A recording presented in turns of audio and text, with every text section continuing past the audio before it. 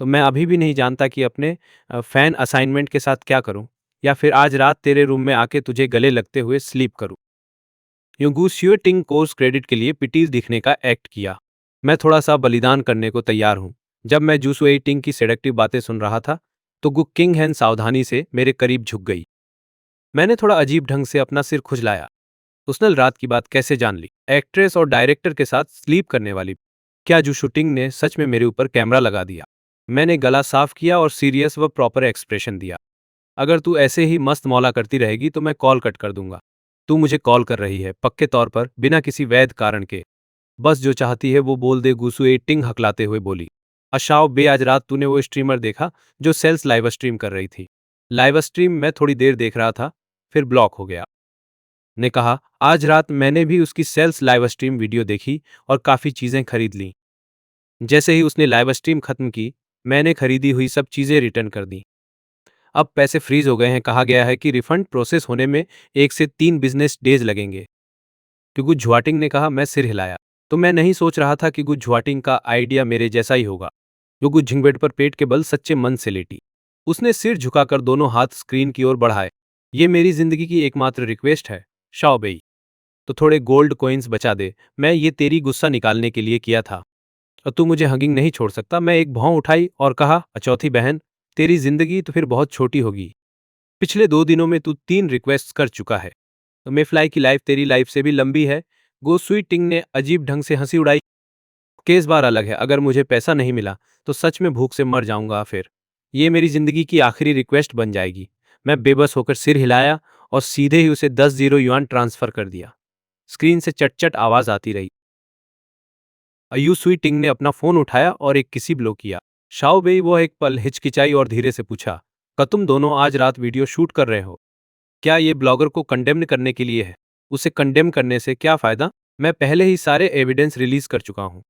क्या उसने अभी भी वैसा ही झूठ स्पिन नहीं किया? चूंकि उसे चीजें बनाना पसंद है, मैं पूरा एमवी शूट करूंगा ताकि उन्हें और हिट मिल सके।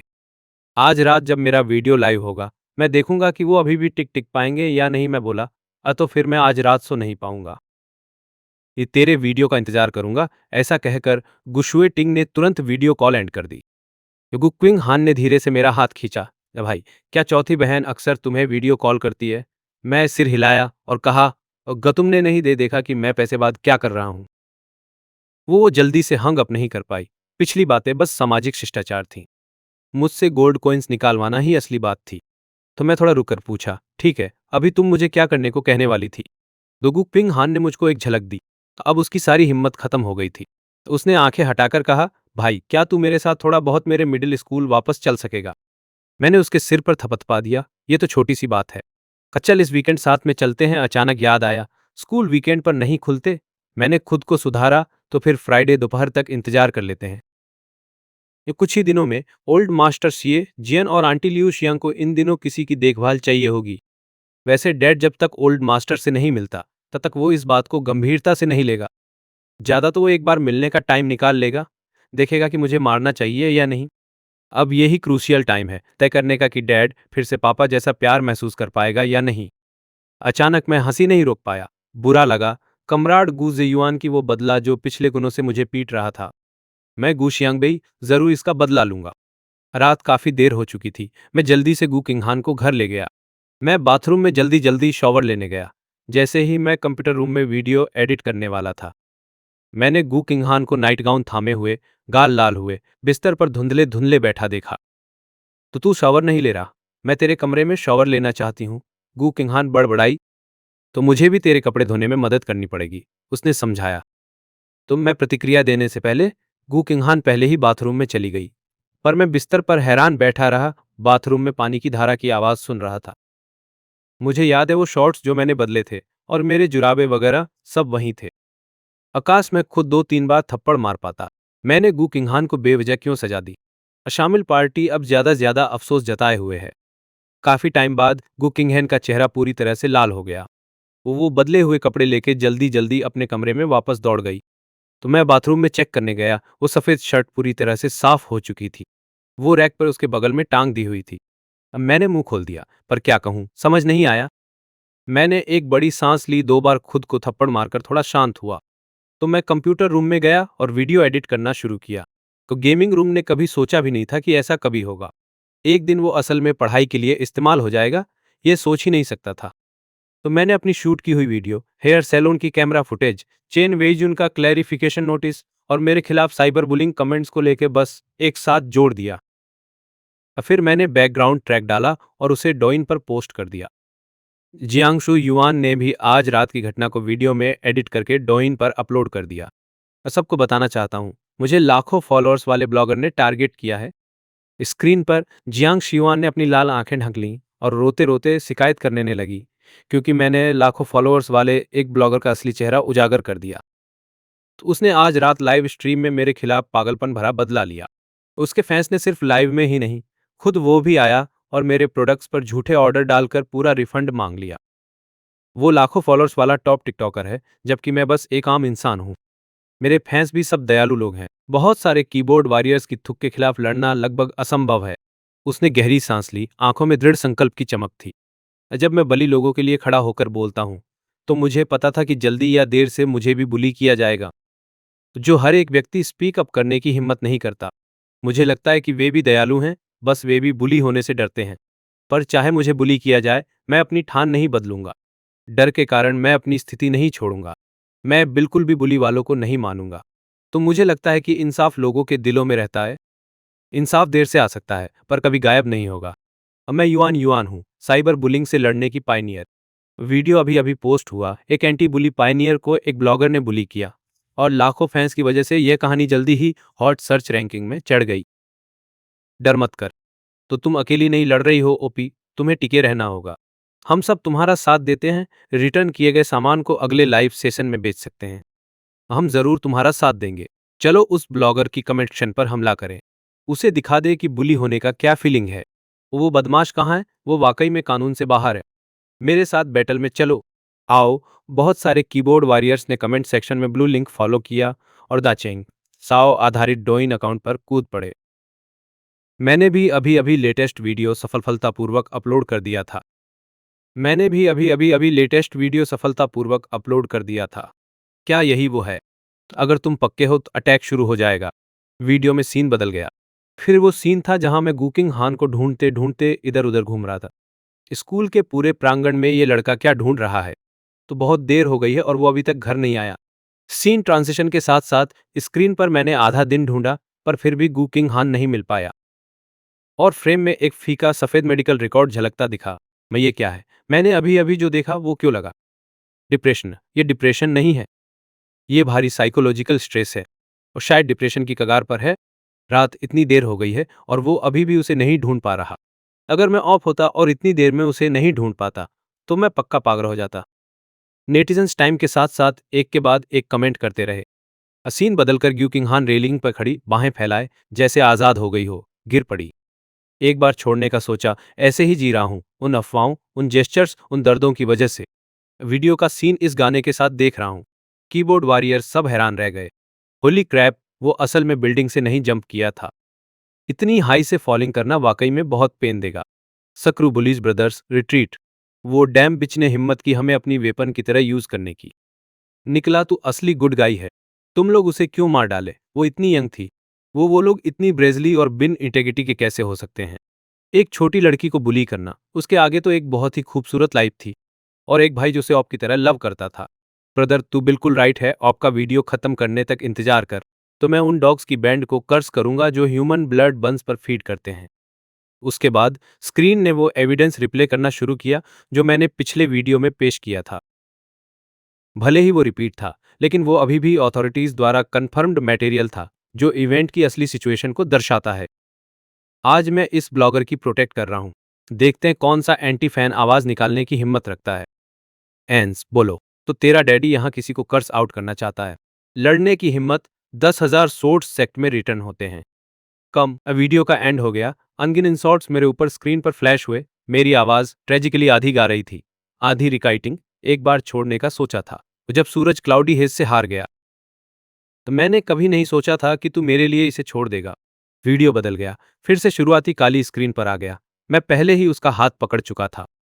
इस वीडियो को देखने के बाद गाने के क्लाइमैक्स में जो भावनाएं बाहर निकली थीं, वो फिर से तुरंत दफन हो गई।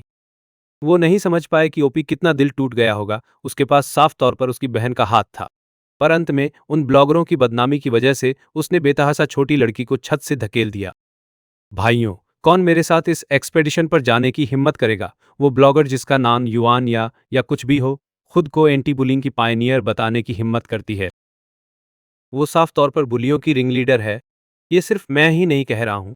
उसके चेहरे को देख, क्या वो उन प्राइमरी के बच्चों जैसी जैसी नहीं लगती जो रोज रोज टीचर को स्नीच करती हैं? इस ओपी ने साफ तौर पर कुछ नहीं कहा। मैं ऐसा क्यों रोना चाहता हूँ? महान भगवान शाओबेई, क्या तुम इंस्ट्रूमेंटल वर्जन रिलीज कर सकते हो? मैं तुमसे विनती करता हूँ। दाचेंग शाओबेई अकाउंट को इस वीडियो की वजह से फैन काउंट एक ही पल में 5 मिलियन से 8 मिलियन तक बढ़ गया। और भी फॉलोअर्स की संख्या अभी भी लगातार बढ़ रही है। फिर मैंने एक और वीडियो पोस्ट किया। वीडियो इंटरफेस पूरी तरह काला था, लेकिन गाने के अंत में एक नया पार्ट जोड़ा गया जो सोफा को गले लगा रहा था। नींद से आंखें धुंधली, बाल बिखरे हुए। सूर्यास्त ढल रहा है, फोन उठाओ, तुम हो। गाना खत्म हो गया। काली स्क्रीन पर सुनहरे शब्द उभर आए। यह गाना समर्पित है उन लोगों को जो अभी भी अंधेरे में फंसे हैं, स्क्रीन पर शब्दों को देख रहे हैं। नेटिजन शब्दों से परे पूरी तरह इमोशन में आ गए।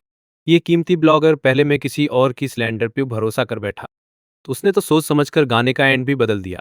ये सुन के पूरा हीलिंग वाइब मिल रहा है। मेरा अस भी हील हो रहा है।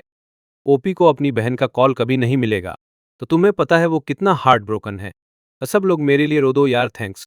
ओपी, आज दोपहर मुझे अभी डिप्रेशन का डायग्नोसिस हुआ है। मैं नहीं जानता था क्या करूं। तेरे ये गाना सुन के मुझे पूरा भरोसा है कि मैं डिप्रेशन को जरूर काबू कर लूंगा। वहीं वीडियो पोस्ट करने के बाद मैं तुरंत गेम इंटरफेस खोल दिया। तो मैं असल में खुद को प्रूव करने के लिए यासु की एक राउंड खेलने वाला था, पर गेम अनलॉक टाइमर में अभी भी 1 घंटा बचा था। दुग्गू किंगहैन अपनी रूम में वापस भागी बाल सुखाने के लिए। फिर वो चुपके से गेमिंग रूम में वापस आई, आंखों में आंसू भर के। जैसे ही वो अंदर आई, सोफा पर बैठ गई और मुझे कस के गले लगा लिया। इसी वक्त उसके लिए खरीदे नए फोन पर वही गाना लूप में चल रहा था जो मैं अभी गाया था। मैं स्क्रीन पर अनलॉक काउंटडाउन को एक झलक देखी। मेरे पास अभी भी 50 मिनट हैं गुकिंगहैन को कंफर्ट करने के लिए। मैं ध्यान भटकते हुए गुंगहैन के बालों को धीरे धीरे सहला रहा था, तो मेरे दिमाग में पहले ही समरस रिप्ट का अनपेक्षित बैटलफील्ड इमेज बन रहा था। एक ईक्यू फ्लैश कॉम्बो से 5 लोगों को नॉकअप किया, फिर अल्टीमेट से तुरंत पेंटाकिल मार दिया। ब्रदर, तो तेरे गाने सुनते मैं इतना सैड क्यों फील कर रहा हूँ? गुकिंग हान ने फूले हुए गालों से नाराजगी से कहा। मैंने गुकिंग हान के सिर पे थपथपा और डिस्प्ले वॉल पर डेंगो फैमिली के फिगर्स देख रहा था। मैंने उसे कंसोल किया, रोने के लिए सिर्फ बाथरूम या भाई की बाएं ही जगह हैं। दिल से ही रो दो। गुकिंग हान ने घिनौना एक्सप्रेशन लेकर ऊपर देखा। वे ब्रो, जो तू बोला वो बहुत चीजी लग रहा है। मैं शर्म से अपना सिर हटा दिया और इसे ध्यान से सोचा। जो मैं अभी का वाकई थोड़ा चीजी था। अब पर गुकिंग हान की घिनौनी नजर से देखे जाने पर मुझे थोड़ा एक्साइटेड क्यों लग रहा है? अब मेरे शर्मिंदा लुक को देखकर गुकिंग हान ने अपना सिर मेरे पायजामा से रगड़ते हुए बड़बड़ाया, लेकिन तुम्हारी बारी बाहों में कडलिंग से अब रोना नहीं चाहता। Thump thump. तब मुझे लगा जैसे मेरा छोटा हार्ट क्रिटिकल हिट ले गया। शायद बाद में मैं क्यूंगहान के लिए कंप्यूटर बना दूं और वो माल फाइट खेलकर मेरी सपोर्ट कर सके। मैंने खुद से सोचा। गुकिंग हान शर्मा कर उसकी नज़र थोड़ी हट गई। उसने छोटी आवाज में पूछा, अब भाई, अब हमें सोने नहीं चलना चाहिए? मैंने टाइम देखा, अब लगभग 12 बजे रात हो रहे हैं। हमें वाकई बिस्तर पर जाना चाहिए। तू वापस जा, जल्दी सो। गुकिंग हान ने दया भरी नजर से देखा। भाई, क्या मैं तुम्हारे कमरे में नहीं सो सकता? तो भाई, क्या मैं तुम्हारे कमरे में नहीं सो सकता? तो तू जल्दी बिस्तर पर जा और स्लीप कर। मैं यहाँ एक रात के लिए ही स्लीप कर सकता हूँ। ये तो बस इंटरनेट कैफे में ऑल नाइटर करने जैसा है। ऐसा नहीं है कि मैं पहले कभी नहीं किया हूँ। तो मैं स्क्रीन पर दिख रहे काउंटडाउन टाइमर को देखा। आज रात मुझे अपनी पुरानी शर्म को वॉश करना पड़ेगा। युगु क्विंगहैन सीधे सोफा पर घुटनों के बल बैठ गया। फुली हुई गालों से मुझे घूर रहा था। मैंने पहले ही बहुत साफ इशारा कर दिया है, तो तुम अभी तक समझ नहीं रहे? उसने फिर से स्क्रीन की ओर एक नज़र मार ली। लगता है ये गेम ही है जो मेरा भाई मुझे से चुरा रहा है। गु क्विंगहैन को देखती हुई उसके गाल पफरफिश की तरह फुले हुए, मॉनिटर की रोशनी उसकी आंखों में चमक रही है। मैं हिचकिचाते हुए पूछा, क्या तुम कैसे नहीं ट्राई करोगे थोड़ा खेलना? तो मैंने गेम लॉन्च किया और गु क्विंगहैन को सिंपली गेम प्ले समझाया। वो दो क्विंगहैन स्क्रीन पर मेरी हरकतें देख रहे थे और संदेह से पूछा, अब भाई, तुमने नहीं कहा था कि मिनियंस मारने से गोल्ड मिलता है? तो तुम गोल्ड क्यों नहीं ले रहे हो? क्या तो तुम्हें पसंद नहीं है? मैं बहुत ज्यादा ब्लश हो गया। इसे कमजोरी दिखाकर दुश्मन को लुभाने कहा जाता है। ये सब स्ट्रेटेजी का हिस्सा है। जब एनिमी जंगलर देखता है कि मैं तो मिनियंस को लास्ट हिट भी नहीं कर पा रहा हूँ, तो वो मेरे पास गैंक नहीं आएंगे। तो मैं बोलते हुए सिर हिलाया, ऐसा दिखाते हुए जैसे वो सच हो। लेकिन लेवल 3 तक पहुंचने के बाद मैं एनिमी मिड लेनर यासो के कॉम्बो से तुरंत मार खा गया। समझाने का कोई मौका नहीं मिला। एकदम मार खा गया। मैं गु किंगहेन की ओर एक नज़र मारता हूँ तो मैं शुरू में ही दुश्मन को 2 बार सोलो किल करने का इरादा था, ताकि गु किंगहेन जब खेलना शुरू करे तो उसकी डिफिकल्टी कम हो जाए। तो मेरी एक्सप्रेशन थोड़ी अजीब थी। वो विरोधी प्रो है, अपने भाई को एक और चांस दे दे। गुगू किंगहैन की आंखें हमेशा मुझ पर टिकी रहती थीं, कभी कभी स्क्रीन की ओर कोने से झलकती थीं। तो जब उसने देखा कि मैं नदी पार करने वाला हूं, तो स्क्रीन की ओर इशारा करके बोली, वो जंगलर जो तूने बताया था, लग रहा है आ रहा है। मैंने तो पहले ही अपना आइटम्स बदल दिया है। दुश्मन अभी तक बेस पर ही नहीं गया है हील करने के लिए। तो अगर एक आएगा तो मैं एक को मार दूंगा, अगर 2 आए तो मैं दोनों को मार दूंगा। तो मेरे वाक्य खत्म होने से पहले ही स्क्रीन ग्रे हो गई। मैंने एक लंबी सांस ली। ये गेम सीधे हेल मोड में बदल गया। गेम की शुरुआत में ही गिल्ट महसूस हुआ और मैंने कहा, चलो नया गेम शुरू करते हैं। अगू किंगहैन ने सिर हिलाया। भाई, अब मुझे थोड़ा कंट्रोल्स के साथ एडजस्ट करने दो। वो देखना चाहती थी कि इस गेम में किस तरह का चार्म है जो उसके भाई को चुरा ले। 5 मिनट बाद दुश्मन ने मुझे सोलो किल कर दिया। 7 मिनट बाद दुश्मन ने जंगलर को बुलाया और दोनों को डबल किल कर दिया। 15 मिनट पर एंजेला बश में फ्लैश किया, अल्ट लगाई और स्टन कर दिया और पेंटाकिल हासिल किया। मैं स्क्रीन की ओर देखा, मुंह के कोने से हंसी रुक नहीं रही थी और हैरानी में बोला, क्या ये सच में तुम्हारा पहला प्ले है? गु किंगहैन ने सिर हिलाया। क्या ये मेरी मैकेनिक्स बहुत खराब होने की वजह से है? विक्ट्री स्क्रीन को देखते हुए मेरी नज़र थोड़ी हिचकिचा रही थी और मैं गिल्टी महसूस करके बोला, हाँ, तुम्हें अभी भी बहुत प्रैक्टिस करनी बाकी है। मेरी चुप्पी भरी अभिव्यक्ति देखकर गु किंगहैन खुद को रोक नहीं पाया और धीरे धीरे हंसी की। मैं समझ गया विरोधी टीम की टीमवर्क वाकई में जबरदस्त है। तो मैंने दिल को थाम लिया। ऐसा लगा जैसे खून खांस कर बाहर निकालने वाला हूं। गेम हारना एक बात है, लेकिन गु किंगहेन ने मुझे तेज भी किया। ट्रेस गेम, मैं अभी तुम्हारे लिए इसे अनइंस्टॉल कर रहा हूं। स्क्रीन पर गेम अनइंस्टॉल इंटरफेस को देखते हुए गु किंगहेन सोचते सोचते सिर हिलाया। तो आगे में क्या मेरा भाई मेरे साथ और टाइम खेलेगा? उसने खुद से सोचा। मैं आगे बढ़ी और गु किंगहेन की माथे पर एक झटका मार दिया। हंसे देखो, नहीं तो सोने नहीं जा रहे। नहीं तो कल उठोगे डार्क सर्कल्स के साथ, बदसूरत दिखोगे और पिंपल्स आ जाएंगे। गु किंगहैन ने असंतुष्ट होकर अपना माथा हाथ में लेकर गेमिंग रूम से बाहर निकल गया। लगता है आज रात मैं भाई की बाहों में नहीं सो पाऊंगी। नरम लेकिन ठंडी बिस्तर पर लेटी वह सुलगते हुए अपना पीठ गेमिंग रूम की तरफ मोड़ ली। तो वह अपने भाई को इशारा करना चाहती थी कि वो गुस्से में है। अपने दिनों में गु किंगहैन को ऐसा लगा जैसे वो अपने पुराने क्लासरूम में वापस आ गई हो। बाल खींचे जाने, बाह मोड़ी जाने और लियू कैंकेन द्वारा स्कूल बैग फेंके जाने की याद, साथ ही मौत पर ट्रेस कैन उल्टा फेंके जाने का सीन। गु किंगहैन ने इसे टीचर को रिपोर्ट किया, लेकिन बदले में टीचर ने ही उसे डांटा। सीन बदल गया। लियू कैंकेन की ग्रुप ने उसके कपड़े फाड़ दिए। वो छत तक चढ़ गई और नीचे जंप कर दी। तो कोई भी उसकी तरफ ध्यान नहीं देता था, तो स्वाभाविक ही कोई भी उसके लिए दिल का दर्द नहीं महसूस करेगा। दूसरी तरफ मैं गेम के रीडाउनलोडिंग इंटरफेस को देख रहा था। मैं पहले उठकर बाथरूम जाने की योजना बना रहा था। अभी अभी ये पक्के तौर पर टीममेट की समस्या थी। कल मुझे फैटी को सरप्राइज देना है। जब मैं अपने बिस्तर के पास से गुजर रहा था, तो मैंने गु किंगहैन का पूरा शरीर घुंघराला हुआ देखा। उसका शरीर भी लगातार कांप रहा था। अचानक मुझे अंदर से एक अनकही चिढ़ बढ़ती हुई महसूस हुई। कि तभी मुझे याद आया कि गु किंगहैन ने मुझे कई बार इशारा किया था। क्या मैं वाकई गु किंगहैन को सीधे सीधे कहवा सकता हूँ, अब भाई मैं तेरे साथ सोना चाहती हूँ। मैं गुस्से में 2 बार अपना सिर स्लैप कर दिया और मैं सोच रहा था कि उसे जगाना चाहिए या नहीं। अचानक मुझे याद आया कि गु किंगहैन अभी अभी क्या बोली थी। जब तक मैं अपने भाई की बाहों में हूं, मुझे अब रोने की इच्छा नहीं रहेगी। मैं धीरे धीरे गु किंगहैन के बगल में लेट गया और सावधानी से उसे अपनी बाहों में थाम लिया। उसकी नींद में गु किंगहैन को किसी परिचित खुशबू की महक महसूस हुई। तो उसकी भौहें तुरंत रिलैक्स हो गईं और वो और भी मेरे पास चिपक गई। तो सपने में इमेजेस तेजी से रिवाइंड होने लगी। कान अपने कपड़े टीयर कर रहा था। एक रोशनी की किरण, जैसे कोई एंजल धरती पर उतर रहा हो। मैंने उसे उस गंदे और अंधेरे वर्ल्ड से एस्केप करने में हेल्प किया। अगली सुबह गु किंगहैन ग्रॉगिली अपनी आंखें खोलती है। शुरुआत में एक छोटा नाइटमेयर छोड़कर बाद में वो एक्सट्रीमली अच्छी नींद ली, मेरा चेहरा अपने बगल में देखकर। तो गु किंगहैन बार बार पलकें झपकाती रही। उसके गाल तुरंत लाल हो गए।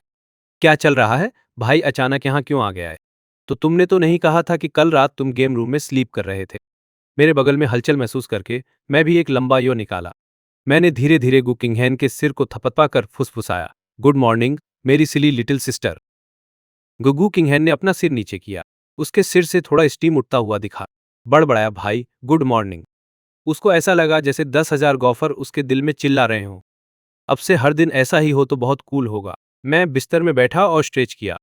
अब से अगर तुम अकेले स्लीप करने से डरती हो तो मुझे बताना मत भूलना। समझ गई, डू किंगहैन ने जोर से सिर हिलाया, आज्ञाकारी होकर बोली, आई नो भाई, पहले मैं उठ जाऊंगी। तो उसने कंबल फेंक दिया और जल्दी जल्दी मेरे कमरे से बाहर भागी, अपनी रूम में वापस दौड़ी। उसने अपना सिर कंबल में दबा दिया और 2 बार लुढ़क गई। तो उसकी गले से एक किटन जैसा आवाज निकली। तो उसकी पतली टांगें हैप्पीली बिस्तर को 2-3 बार लात मारने से खुद को रोक नहीं पाईं। उसने अंदाजा लगाया कि उसके भाई ने रात के बीच में नाइटमेयर को देख लिया होगा, इसलिए उसने सीक्रेटली उसे अपनी बाहों में ले लिया। वो ही मेरे भाई उठते ही बाथरूम में मैं फोन स्क्रॉल करते करते दांत ब्रश किया और चेहरा धोया। मैंने डोइन प्लेटफॉर्म खोल दिया। भारी मात्रा में मैसेज एवलांच की तरह धड़ाम से आ गए। सभी तरह के सच्चे और दिल से निकले माफी वाले मैसेज देख रहा था, जबकि उनके ऊपर वाले कमेंट्स मेरे लिए अलग अलग गालियों की बौछार थे। मैंने दिल से सोचा कि ये पूरी तरह रिडिक्यूलस है, लेकिन वे फिर असली जिंदगी में इस भीड़ की वजह से कई लोग अपनी जान ले लेना चुन लेते हैं। मैंने एक पल के लिए इस पे सोचा और दालियन पर एक और वीडियो पोस्ट कर दिया। उस वीडियो में एक छोटा पैराग्राफ था, तो तुम्हें मुझसे माफी मांगने की जरूरत नहीं है। तो तुम सिर्फ अपने आप को बेहतर महसूस कराना चाहते हो। क्यों किसी और को अपनी लाइफ यूज करनी पड़ेगी? और तुम्हारे होठों से फेक माफी के बदले मैं तुम्हें कभी माफ नहीं करूंगा। किसी को उसकी मौत की ओर जाने का पाप उठाओ और तौबा करो। भले ही अभी शुरुआती दौर था, मेरा फैन बेस बहुत बड़ा था, तो इस इवेंट की हाइप भी बहुत ज्यादा थी। जैसे ही ये छोटा पैराग्राफ पोस्ट हुआ, मिलियंस लोग पहले ही देख चुके थे। उनमें कई ऐसे लोग थे जिन्होंने पहले मुझे और गू क्विंगहैन को साइबर बुली किया था, फिर उल्टा होकर माफी मांगी। तो कई कीबोर्ड वॉरियर्स ने शुरू में सोचा था कि ये उनके और चैनल ओनर के बीच की टू वे स्ट्रीट है। अब वे मुझसे माफी मांगते और मैं उन्हें माफ कर देता। तब फिर वे मेरी मदद करते कि जो दूसरों की पीड़ा से फायदा उठा रहे थे उन्हें निंदा किया जाए।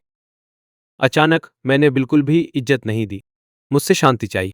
तेरे सपनों में उसी टाइम पर जियांगचेंग यूनिवर्सिटी में जियांग शियुआन कैंटीन की ओर जा रही थी। जियांग शियुआन ने देखा कि उसके आसपास के लोग उसे देखते ही सब बहुत कंफ्यूज्ड दिखे, जैसे उन्हें पहचान तो आया हो पर पूरी तरह यकीन नहीं हुआ कि वही है। क्या हो सकता है कि मेरी कल रात की वीडियो कैंपस में घूमते हुए धूम मचा गई हो और इतने सारे लोग मुझे ऐसे पहचान रहे हों? क्या मेरी कल रात की वीडियो वाकई इतनी पॉपुलर थी, कैंपस में घूमते हुए और इतने लोग मुझे पहचान रहे हैं? इसे सोचते ही उसकी इमोशंस रुक नहीं पाई, वे सरज हो गईं। उसने फिर से अपना फोन खोला, डोइन प्लेटफॉर्म पर टैप किया, पर वो नहीं खुला। फोन बिल्कुल रिस्पॉन्ड नहीं किया। क्या बकवास है, तुम तो पूरी तरह जंक हो। तो उसने फुसफुसाते हुए गाली दी। उसने थोड़ा कपड़े ठीक किए और अकेले ही टेबल पर बैठकर नाश्ता किया। उसको हैरानी हुई कि उसके आसपास की टेबल्स पर कोई भी नहीं बैठा था। क्या आजकल के फैंस इतने सेल्फ अवेयर हो गए हैं? तो उन्हें पता है कि स्ट्रीमर्स को फैंस से दूरी बनाए रखनी चाहिए। तो उन्हें पता है कि मैं सिर्फ उनका पैसा चाहता हूं, उनका प्यार नहीं। तो उसने फोन टेबल पर रखा और डॉइन पर कुछ और बार टैप किया। कोई जवाब नहीं आया। आज के सारे संकेत बता रहे थे कि कल की उसकी वीडियो पक्की तरह से वायरल हो गई थी। अब वो जानने के लिए बेताब थी कि उसने कितने फॉलोअर्स जमा किए हैं। क्या हो सकता है कि वो सीधे फाइनेंशियल फ्रीडम हासिल कर ले? जैसे ही वो स्टीम्ड बुन खा रही थी और सिर झुका रही थी, अचानक 3 छात्राएं उसकी ओर चल कर आईं। तीनों ने भौहें सिकुड़ी, लगातार सामने खाने वाले व्यक्ति की तुलना करती रहीं। स्क्रीन पर एंटी बुलिंग लीडर दिख रहा था और उसने ब्यूटी फिल्टर बहुत ज्यादा इस्तेमाल किया। पहली नज़र में उन्होंने उसे पहचान नहीं पाए, तो उन्हें बस ऐसा लगा कि वो थोड़ी सी मिलती जुलती लग रही है। जियांग सु युआन को उनका बार बार देखना बहुत परेशान करने वाला लगा। फिर भी उसने सोचा कि ये लोग जरूर उसके फैंस ही होंगे। पहली बार अपने आइडल से मिलने वाले फैंस इतना एक्साइटेड हो जाते हैं कि उन्हें यकीन ही नहीं होता। वो ऊपर देखी और तीनों को मुस्कुराते हुए देखा। मैं युआन युआन, इंटरनेट की नंबर 1 एंटी बुलिंग लीडर। क्या तुम लोग मेरे साथ पिक्चर लेना चाहते हो? तो खेल खत्म हो गया। जियांग सु युआन के शब्द सुनते ही थोड़ा शोर वाला कैंटीन तुरंत चुप हो गया। तो नजदीकी लोग जो उसने अभी कहा सुन रहे थे, तुरंत इकट्ठा हो गए। जियांग सियुआन ने आसपास को स्कैन किया। आजकल के फैंस बहुत ही उत्साही होते हैं। वे पहले ही 3 लेयर तक घेर चुके हैं। लगता है मैं बड़ा टॉप टिकटॉकर बन गया हूँ। अब से बाहर जाते समय मुझे सनग्लासेज और मास्क पहनना पड़ेगा। हाय, मशहूर होना कितना परेशान करने वाला है। तो वो शांति से एक टिश्यू निकाली, बुन खाकर जो दाग बचा था उसे पोंछने के लिए। उसके चेहरे पर एक आत्मविश्वासी स्माइल आ गई। क्योंकि तुम लोग मुझे पहचान चुके हो, अब मैं और फेक नहीं करूंगा, तो मैं अपने कार्ड टेबल पर रख दूंगा। मैं इंटरनेट का स्कूल बुलिंग के खिलाफ नंबर 1 लीडर हूँ। ऑन तो तुम लोग ऑन, अगर फोटो चाहिए तो लाइन में लग जाओ। तो वो टाइम चेक करने के लिए अपना फोन निकाली, बहुत बिजी होने का दिखावा करते हुए। तो मुझे बाद में वीडियो एडिट करना है, मैं सिर्फ पहले 30 फैंस के साथ ही फोटो लूंगा। यूनिवर्सिटी के स्टूडेंट्स इकट्ठा हुए और एक दूसरे को देख रहे थे। सबके चेहरे पर कंफ्यूज्ड एक्सप्रेशन था। तो कौन इस ऐसे बैंडे के साथ फोटो लेना चाहे जो बकवास फेंके और कुल्ली दूसरों को स्लैंडर करे। अपनी स्वार्थी इच्छाओं के लिए उसने उस युवा लड़की को मौत के साथ अपनी मासूमियत साबित करने के लिए मजबूर किया। और वो फैंस के फोटो लेने की बात कर रही है। क्या मैं उसे जरूरत में डालूं कि वो अपना सिर जमीन पर रख दे, ताकि मैं फोटो के लिए उस पर पैर रख सकूं। वो झांग सियुआन ने उसके आसपास की गपशप सुनी और खुद को रोक नहीं पाई, फ्राउन हो गई। धुंधले तौर पे उसे लगा कि कुछ ठीक नहीं है। हिंसा फोटो के लिए उसके पर पैर रखना, क्या ये लोग एंटी फैंस नहीं हैं? फेमस लोग बहुत ट्रबल आकर्षित करते हैं। ये क्या बुरा लक है। पहले जब उसकी वीडियो रिलीज हुई, कई लोगों ने सपोर्ट में बोल दिया। साथ ही कई लोगों ने भी शंका जताई कि वो दाचांग साओ बेई चैनल ओनर को स्लेंडर कर रही है, जैसा कि छात्रों के ग्रुप से उम्मीद थी। तो कल जो वीडियो उसने अपडेट किया था, उसमें दूसरे वाले ने उसे बुली किया था, इसका सारा प्रूफ साफ दिखा दिया गया था। वो साफ तौर पर पीड़ित है, फिर भी लोग उसे घेरते हुए लगातार अटैक करते रहते हैं। वो बस एक स्ट्रीट सिंगर है, क्या उसे दिमाग खराब फैन की तरह सपोर्ट करना जरूरी है? ऐसे सिकल्स की टोली जैसा। वो फिर से इधर उधर देखी और समझी कि वो पूरी तरह से घेर ली गई है। उसकी आंखें इधर उधर टपकने लगी। उसने फोन निकाला और वीडियो रिकॉर्ड करना शुरू कर दिया। इंटरनेट का नंबर 1 एंटी बुलिंग लीडर, जो दा चांग शाओ बेई की बुलिंग बर्ताव को उजागर कर रहा था, तो को असली जिंदगी में दूसरे चैनल के मालिक द्वारा भेजे गए लोगों द्वारा सुलझाया जा रहा है। उसने छाती फुला ली, तैयार कॉम्बैट पोज में खड़ी हुई।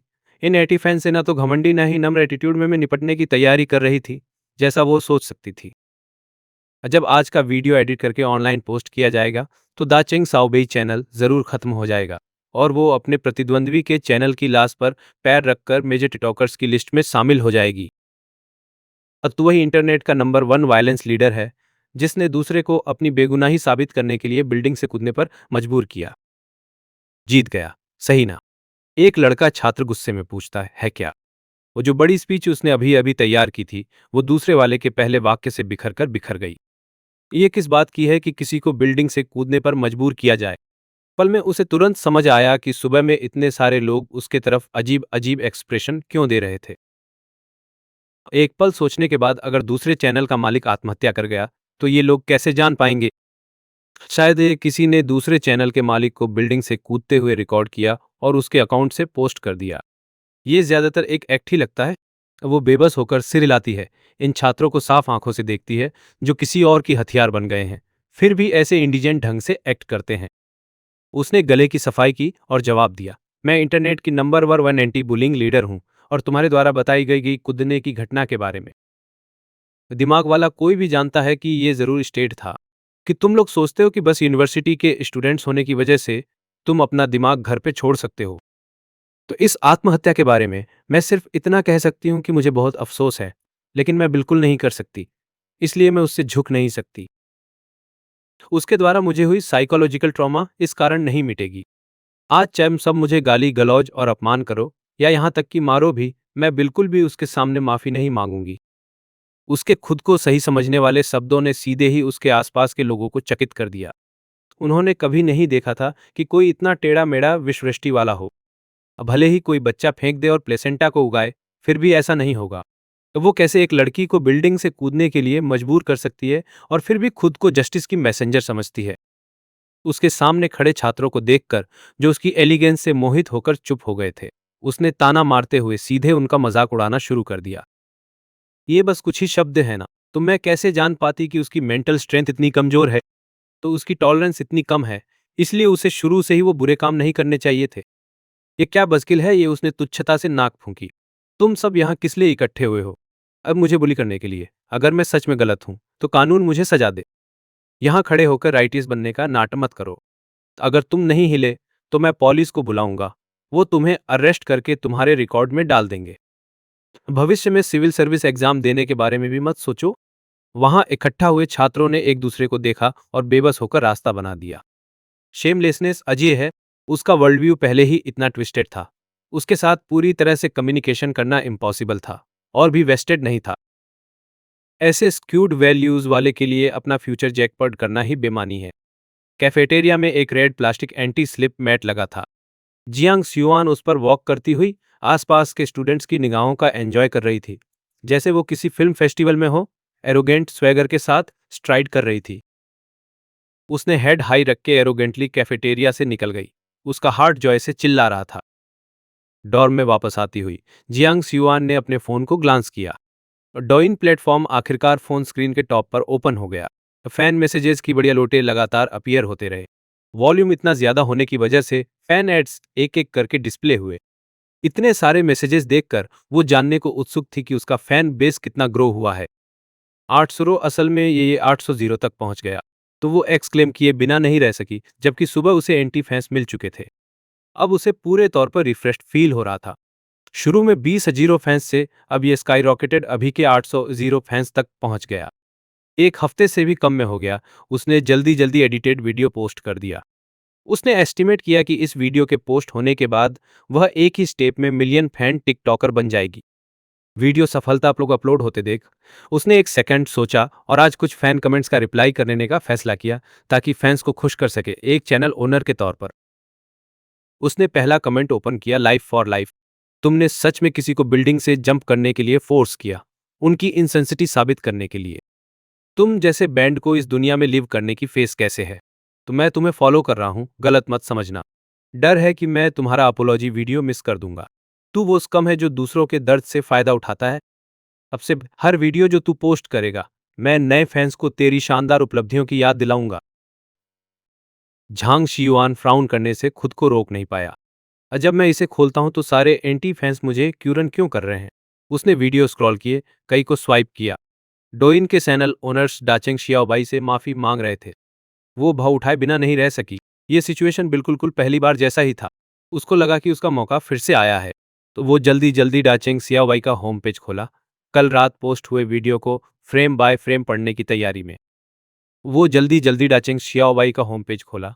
पिछले पोस्ट किए गए वीडियो का सामना करते हुए पढ़ना शुरू करने के लिए तैयार हुई। फ्रेम बाय फ्रेम वीडियो में उसने ग्यू क्विंग हान को जैसे आजाद हो गया हो, रूफटॉप की रेलिंग से पीछे की ओर गिरते देखा। फोन जमीन पर गिर गया, स्क्रीन दहाड़ते हुए घूमने लगी। उसका दिमाग गूंजने लगा, फिर फट गया। नहीं यार, ये जरूर सेटअप है। ये तो सेटअप ही होना चाहिए। वो लड़की बिल्डिंग से कैसे जंप कर सकती है? अब वो गुस्से में अपनी डेस्क पर रखे सारे कॉस्मेटिक्स को फर्श पर उड़ा दिया। मैंने उससे कहा था कि वो जंप करे, तो वो इमारत से कैसे जंप पाए? जियांग सुयुआन को पता था कि वो खत्म हो चुकी है। 4 साल की कड़ी मेहनत और जो अकाउंट उसने बखूबी बनाया था, वो गु क्विंग के हाथों में एकदम हवा में गायब हो गया। जंप, लग्जरी कार, एक फैंसी हाउस, तो उसके अमीरी के सपने एक झटके में बबल्स की तरह फट गए।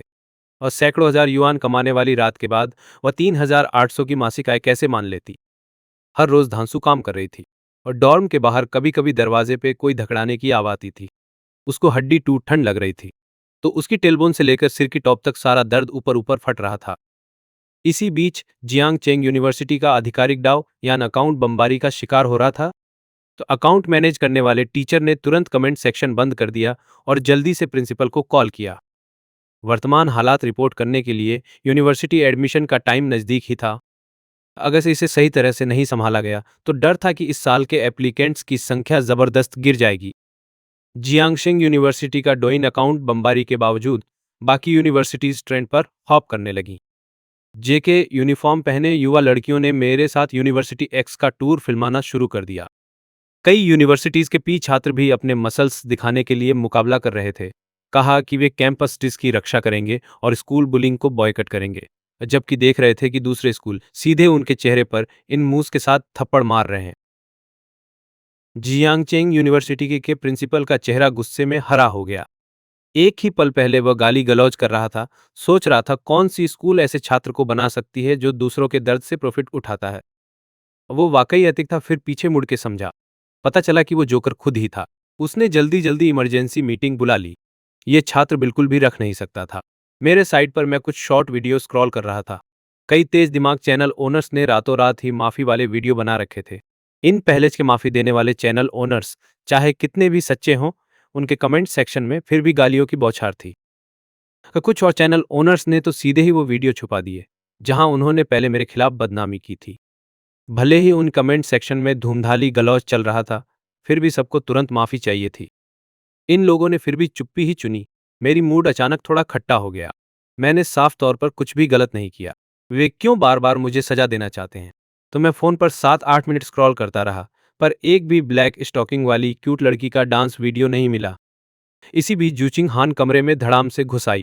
आज उसने हल्का पिंक टॉप और एक सफेद प्लीटेड स्कर्ट पहनी थी, साथ में पतली स्किन कलर लंबी स्टॉकिंग्स की जोड़ी।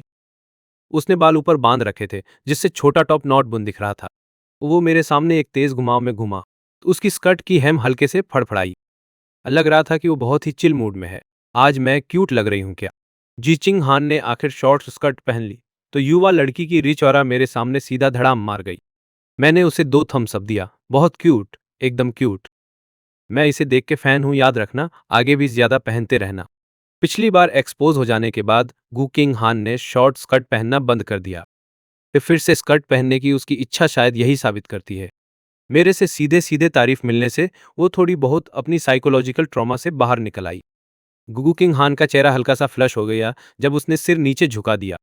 वो नर्वस होकर अपनी स्कर्ट के हेम को खींचने लगी। स्कर्ट थोड़ा सा लिफ्ट हो गया, नीचे की सेफ्टी शॉर्ट्स की एज दिख गई। तो मैंने आंखें रोल कर दी। लोगों के बीच बेसिक ट्रस्ट भी अब बचा नहीं है। कोई बात नहीं, अब मेरा इंटरेस्ट खत्म हो गया। गुगू किंगहान ने देखा कि मेरा मूड पूरी तरह गिर गया है। वो कंफ्यूजन में अपना हेड टिल्ट कर गई। तो उसने मेरी नज़र फॉलो की और लॉन्ग स्टॉकिंग्स में अपने लेग्स को नीचे देखी। क्या भाई को ये कलर पसंद नहीं है? जब पर पिछली बार जब उसने सिस्टर युआन को ये पहनते देखा तो उसकी आंखें लगभग ग्लू हो गई उनके ऊपर। उसने धीरे से थाई की फलेश को पिंच किया। एक मोमेंट सोचने के बाद, लगता है क्योंकि मैं बहुत स्किनी हूं, अब से मुझे ठीक ठाक खाना पड़ेगा, मुझे वो रूप बनना पड़ेगा जो भाई को पसंद है। जब गुकिंग हान ने सिर नीचे किया, मैंने अपनी नाक को पिंच किया और 2 बार खांसी की। मुझे पहले ही लगा कि कुछ ठीक नहीं है। क्या मेरा एक्सप्रेशन बदलना इतना स्पष्ट था? जल्दी नाश्ता करने के बाद हम साथ में स्कूल गए। जैसे हमेशा गु किंग हान स्कूल के गेट पे खड़ी रही और एक हैंड हेल्ड ग्रिल्ड पैनकेक खरीदा, जिसे वह जियांग शान के साथ खाने वाली थी, क्योंकि उसने अपने बेस्ट फ्रेंड के लिए एक ले लिया था। मैं ऐसा नहीं हूं जो आसानी से हार मान ले। मैंने दत्तक बेटे बॉस के लिए एक खरीदने का फैसला किया। एक गिल्ड पैनकेक, कृपया उसके अंदर एक और पैनकेक रैप कर दो। तो उस फैटी वाले का शुक्रिया। कल उसने हिम्मत करके कहा कि गु किंग हान हमेशा मेरी बहन नहीं रहेगी, ऐसी जिंक्सिंग करके, ताकि वो सिचुएशन ना हो। मैं अब तक बहुत मेहनत कर रहा हूं, दिन में कड़ी मेहनत करके गु परिवार की प्रगति के लिए इधर उधर भागता रहा हूं। रात को मुझे यहां तक कि उसके साथ सोना पड़ता है। उस हिस्से को मत गिनते। तो मेरे पास गेम खेलने का भी टाइम नहीं है इस अमीरी और लक्सरी लाइफ को बनाए रखने के लिए। मेरे लिए यह आसान नहीं रहा। 10 साल से बिजनेस में रहे बॉस ने पहली बार सुना कि एक ग्रिल्ड पैनकेक के अंदर एक और पैनकेक रैप किया जा सकता है। वह आश्चर्य से मेरी ओर देखता है और पूछता है, स्टूडेंट, तुम शॉर्ट वीडियो नहीं बना रहे हो, है ना? मैंने जोर से सिर हिलाया। चाचा, मेरा परिवार बहुत गरीब है, तो मैं इसे लेकर क्रेविंग में हूं और बस भर पेट तक खा लेना चाहता हूं। बॉस ने सहानुभूति से सिर हिलाया। ठीक है, तो फिर ये तुम्हें एक एक्स्ट्रा सॉसेज देगा। अच्छी तरह पढ़ाई कर, जब तू यूनिवर्सिटी में एडमिट हो जाएगा और जॉब मिल जाएगी, तब सब कुछ बेहतर हो जाएगा। तो मैं बार बार मना करता रहा, अंडा भी जोड़ना नहीं चाहता था, लेकिन बॉस समझा कि मैं पैसे बचाने की कोशिश कर रहा हूँ। उसने सिर्फ 2 अंडे ही नहीं फोड़े, एक सॉसेज भी दिया और साथ में थोड़ा मीट फ्लॉस और एक्स्ट्रा लेट्यूस भी डाल दिया। मैं भरवा ग्रिल्ड पैनकेक को देखकर एक हल्की सी आह निकाल ली। तो फैटी सच में लकी निकला।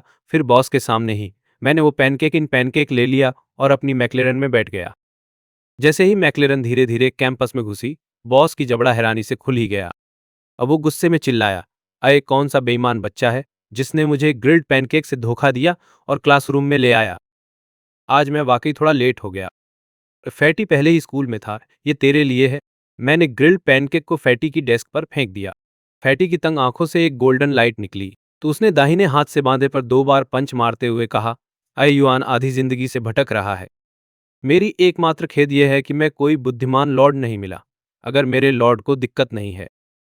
युआन वचन देने को तैयार है, भाई भाई, इस पैनकेक में और एक पैनकेक क्यों है? अब मैं तिरछी मुस्कुराई। देख, कल तुम क्विंग हान और मेरे बीच में खाई बनाने की कोशिश की थी। कर्म बड़ी बिछ है ना। बिना मीट वाला पैनकेक, ये तो बस शुरुआत है। अब से जब तुम इंस्टेंट नूडल्स खरीदोगे तो उसमें सीजनिंग पैकेट नहीं रहेगा। चांग युआन पुट करके नाक से हंसी निकाली। अब भाई भाई, फिर मैं तुम्हें साफ देता हूं कि जब भी तुम इंस्टेंट नूडल्स खरीदोगे सिर्फ सीजनिंग पैकेट ही मिलेगा। अब मैंने आंखें घुमा के ताना मारते हुए हंसा। मुझे इंस्टेंट नूडल्स क्यों खरीदने पड़ेंगे? कुछ चेंग युआन ने मुंह खोलते ही तुरंत शब्दहीन रह गया।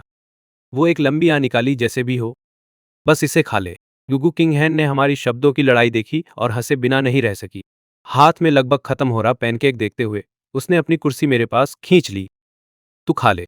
तब मैं खत्म नहीं कर पा रहा था, तभी लियांग वानवान भी मेरे पास आई और मेरी डेस्क पर 2 स्टीम्ड बंस अमेंटो रख दी।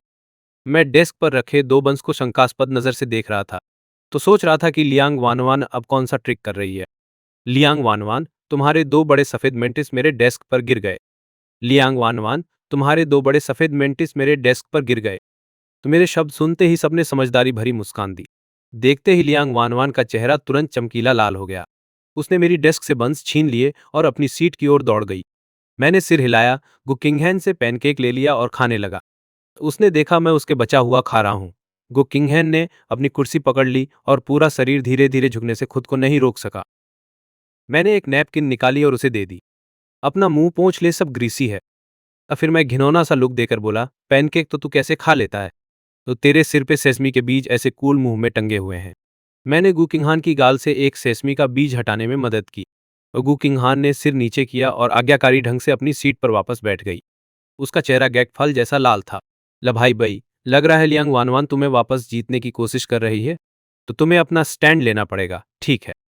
चेंग युआन ने मुझे याद दिलाया। चांग युआन की याद दिलाने से मैं अचानक याद आया। असली मालिक ने लियांग वानवान से बहुत समय तक भीख मांगी, बस एक बार उसे ब्रेकफास्ट खरीदने के लिए। जब असली मालिक ने लियांग वानवान को 50,000 से युआन से ज्यादा की हैंडबैग दिलवाई, लियांग वानवान आखिरकार एक बार उसके लिए खरीदने के लिए सहमत हुई। अगले दिन लियांग वानवान ने असली मालिक को 2 सादे स्टीम बंस लाए, कहती हुई कि बाकी सब चीजों के लिए लाइन में इंतजार करना पड़ेगा। तो उस समय प्यार में पड़े असली मालिक ने पूरी समझ खो दी और झूठ बोला कि उसे सादे स्टीम्ड बंस सबसे ज्यादा पसंद है। मैं निराशा में सिर हिलाया। 200 सोचती है 2 सादे सफेद मार्टिस से मुझे रिश्वत दे सकती है? कौन सा वेटरन कैडर इस टेम्पटेशन को झेल नहीं सकता? मैं एक पल रुककर फुसफुसाया, अगर वो उन 2 और सफेद मार्टिस से मुझे रिश्वत दे तो ये वेटरन कैडर शायद रेजिस्ट नहीं कर पाएगा। चेंग युआन ने तिरस्कार में आंखें घुमाई। चाहे तुम्हें 2 सफेद बंस से रिश्वत दे या उन 2 और सफेद बंस से, तुम्हें अब सिंप नहीं रहना चाहिए। तो उसने गुकिंगहाव की तरफ देखा और कहा, तुम्हें भाई बई पर कड़ी नजर रखनी होगी, नहीं तो तुम्हारा भाई खो दोगे। तो गुकिंगहान हमारी बातचीत सुन रही थी, उलझन में, लेकिन फिर भी गंभीरता से सिर हिलाया। उसने इधर उधर देखा, फिर जियांग शान के करीब झुक गई। अपने फ्रेंड्स के लाली वाले गाल देखकर उसने छोटी सी आवाज में पूछा, और सब लोग जब एक व्हाइट मिंटी से कहते हैं, तुम्हें पता है? नहीं, मुझे नहीं पता। जियांग शान ने जोरदार इनकार किया, पर वह गु किंगहान की परसिस्टेंस को रोक नहीं सकी। वो गो किंगहान के कान के पास झुकी और एक छोटा सा एक्सप्लेनेशन फुसफुसाई। पुफ, एक सफेद स्टीम की धुंध ऊपर उठती दिखी। गुगू किंगहान ने अपना सिर नीचे झुका दिया। उसके गाल इतने रेड थे जैसे ब्लीड हो जाएं। उसने धीरे धीरे दोनों हाथों से अपनी चेस्ट पर पैट किया। वो इतनी छोटी नहीं थी, उसने सोचा, पर इतनी बड़ी भी नहीं थी। अनजाने में सिसकी।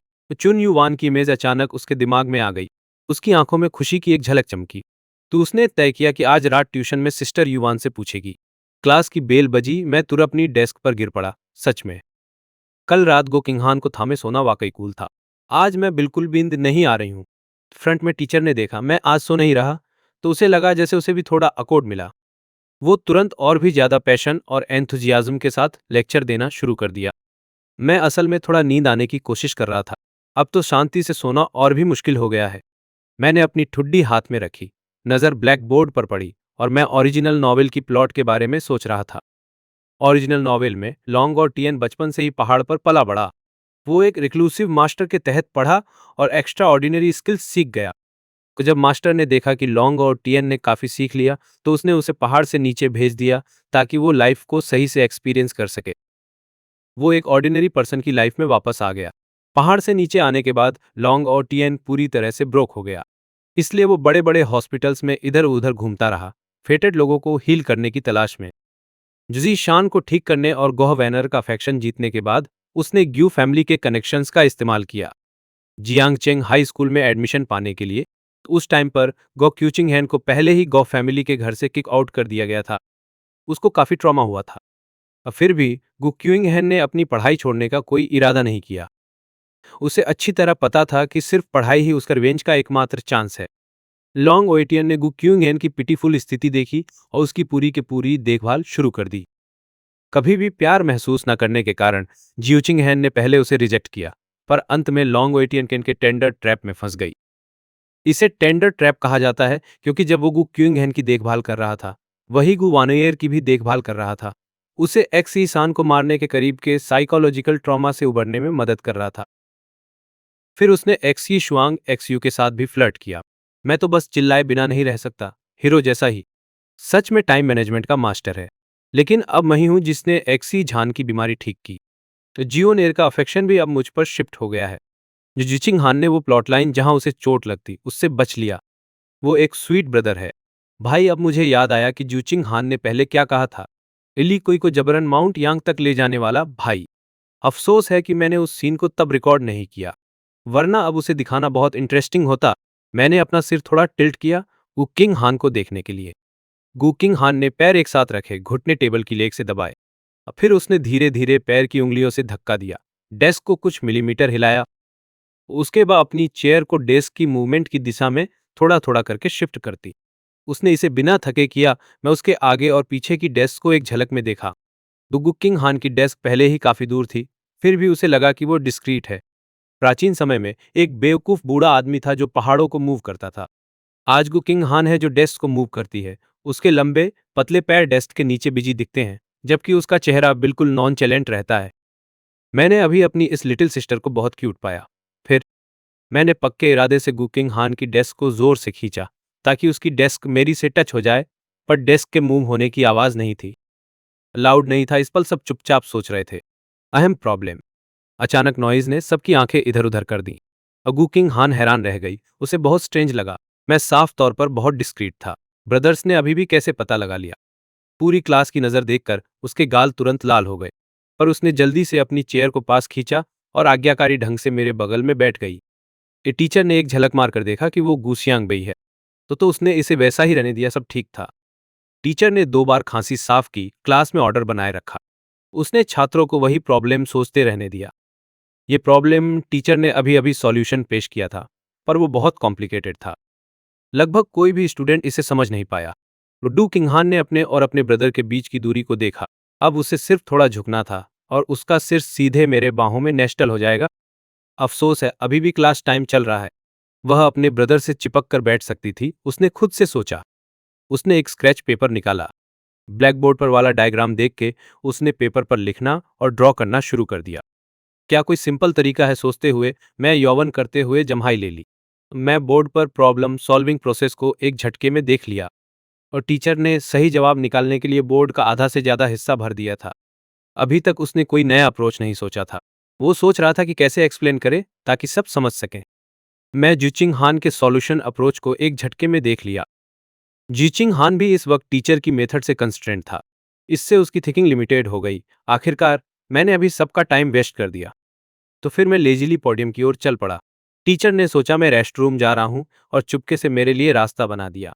उसने बस देखा मैं बोर्ड एर्जर और एक चौक उठाकर प्रॉब्लम सॉल्विंग अप्रोच को टीचर को एक्सप्लेन करना शुरू किया। क्लास के सारे स्टूडेंट्स हैरानी से उस सीन को घूरते रहे। वो रेस्टरूम नहीं जा रहा, फिर वो यहीं क्यों रुक गया? तो दुनिया ग्लिचिंग तो नहीं? शायद उसने इतने टाइम से स्कूल नहीं गया कि रेस्टरूम कहाँ है नहीं जानता और टीचर से मैप ड्रॉ करने को कह रहा है। उसकी स्टाइल देखो, क्या लग रहा है कि वो टीचर के साथ सॉल्यूशन डिस्कस कर रहा है। नो वे, एब्सोल्युटली नो वे। क्या तुम में से किसी ने कभी उसे पढ़ते देखा है जब वो ये प्रॉब्लम सॉल्व करने की कोशिश करता है? मैं तुरंत ही 10 किलो शिट खा जाऊंगा। अब हमारे पास ये ब्लैक एंड व्हाइट में है। यार, फिर से फ्री मील स्कैम कर रहा है क्या? मैं टीचर भी मुझको खाली खाली देख रहा था। आखिरकार वो अब कुछ सालों से काम कर रहा है, तो उसे पूरी तरह पता था कि मेरे फैमिली बैकग्राउंड के कारण मुझे पूरी जिंदगी कुछ भी लेकर टेंशन नहीं लेना पड़ेगा।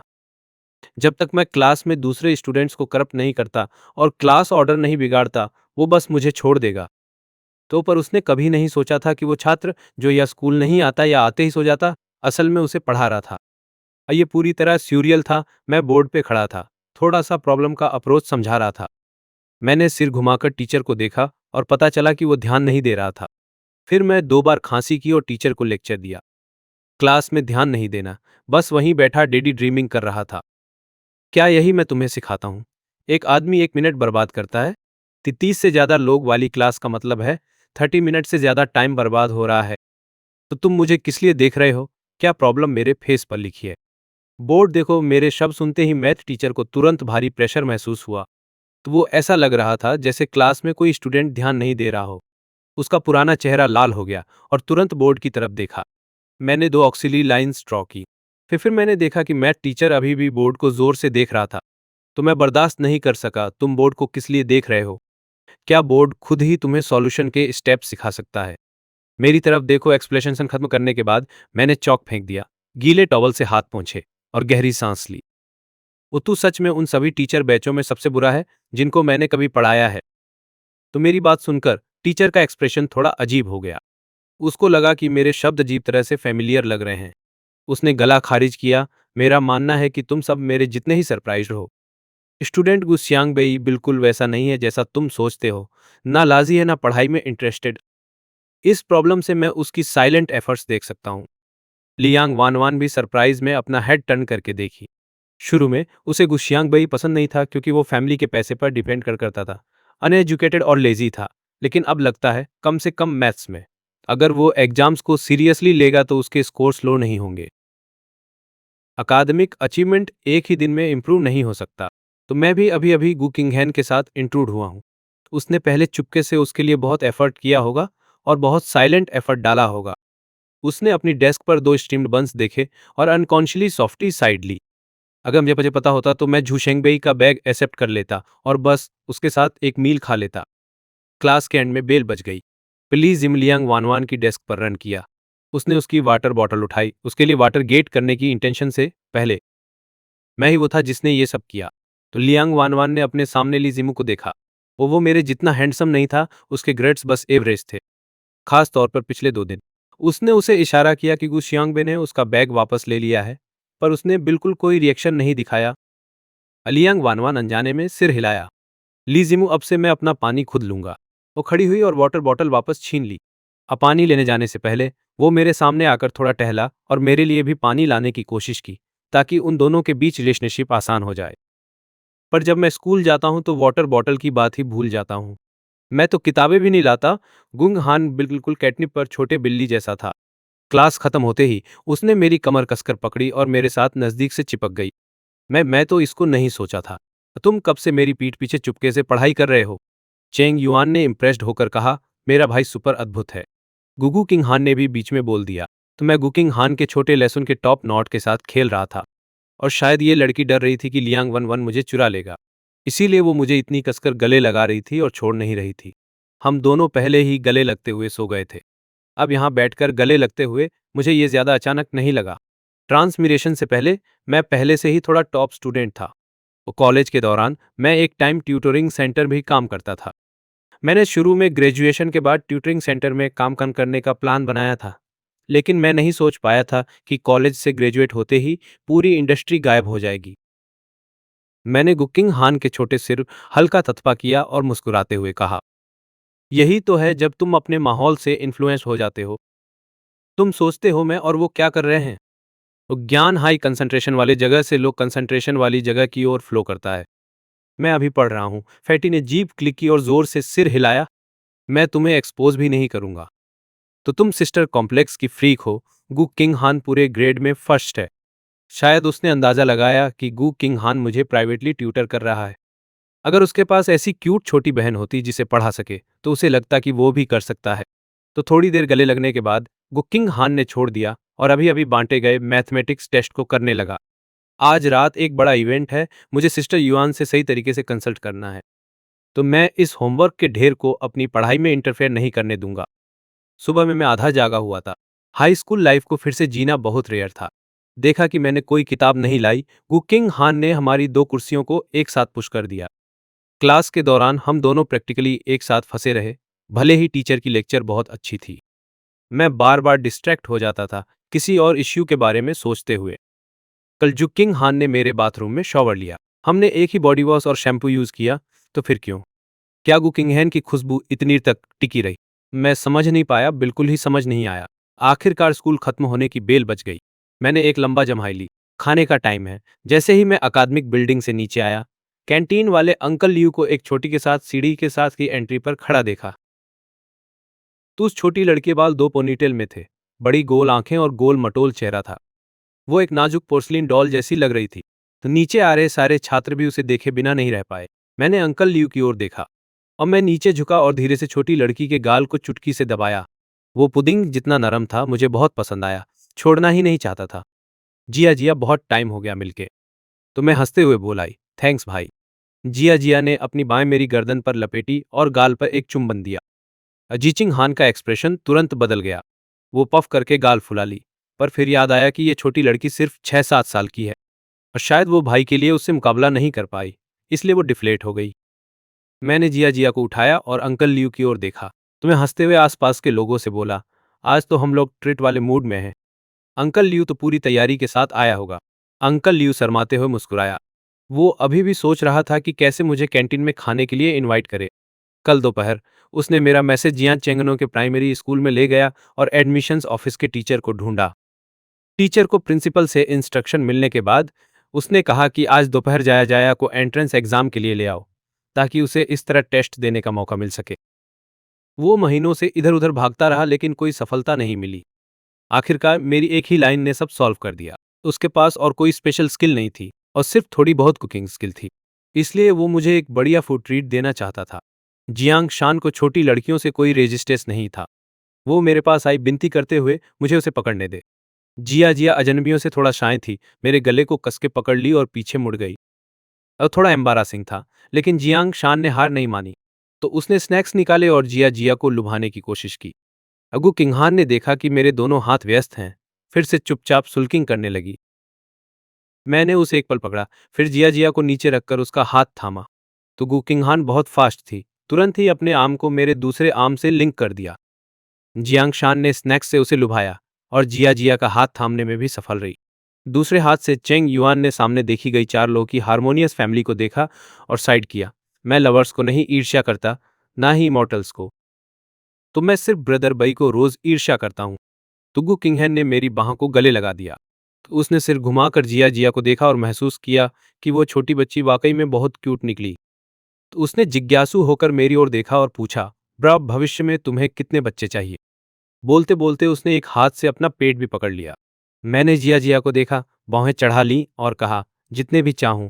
वैसे नहीं होगा कि वो मुझे देंगे। गु किंगहैन ने आंखें घुमाई, सोचते हुए कि मैं ज्यादा समझदार नहीं हूं। उसने कहा, मैं पूछ रही हूं, तुम्हारी भविष्य की दुल्हन के साथ तुम्हें कितने बच्चे चाहिए? मैं डर के मारे कांप गया और बार बार सिर हिलाया। तो मैं अभी भी खुद एक बच्चा हूं, तो मैं क्यों सोच रहा हूं कि बच्चे रखने हैं? दुल्हनों की बात आते ही जिया जिया अचानक ऊपर देखी और मुझसे मुस्कुराई। ब्रो, जब मैं बड़ी हो जाऊंगी तो मैं तुम्हारी दुल्हन बनना चाहूंगी। जिया की साफ आवाज सुनकर मैंने धीरे से उसके सिर पर थपथ पा दिया। Good girl. बड़ी मत बनना, बड़े लोगों की दुनिया उतनी मजेदार नहीं है जितनी तुम सोचती हो। जिया जिया ने मेरी बात नहीं समझी, अमकती और चाकों से मेरी ओर देखा। मैंने इधर उधर देखा और फेट्टी को उसका स्कूल बैग लेकर खड़ा पाया। फेट्टी, आज की सुबह का होमवर्क निकाल दे। जिया जिया ने जब मोटी टेस्ट पेपर की ढेर देखी तो उसके चेहरे पर तुरंत डर की अभिव्यक्ति आ गई। भले ही उसने मेरी बात नहीं समझी, पर उसने वो मोनोटोन वर्क का ढेर पहचान लिया मेरे अजीब कदम को देखकर। तो गु किहन खुद को रोक नहीं पाई और धीरे धीरे हंसी। वो उसे डरा मत झुकी और जिया से कहा, ये तो बस आधे दिन का होमवर्क है, दोपहर में और भी होमवर्क है। जैसे ही उसे लगा सब खत्म हो गया, पता चला कि और भी है। जिया जिया का चेहरा धुंधला हो गया। अजियांग चेंग में रह पाने की खुशी तुरंत ही उड़ गई। तो मैंने एक भौं उठाई। एक पल के लिए समझ नहीं आया कि गु किंगहैन सच्चाई बेवकूफ़ी से बता रहा था या फिर वो काली बेली बनकर जिया जिया को डरा रहा था। प्राइवेट रूम में पहुंचते ही चाचा लियू ने आज सुबह का खाना पहले ही तैयार कर रखा था।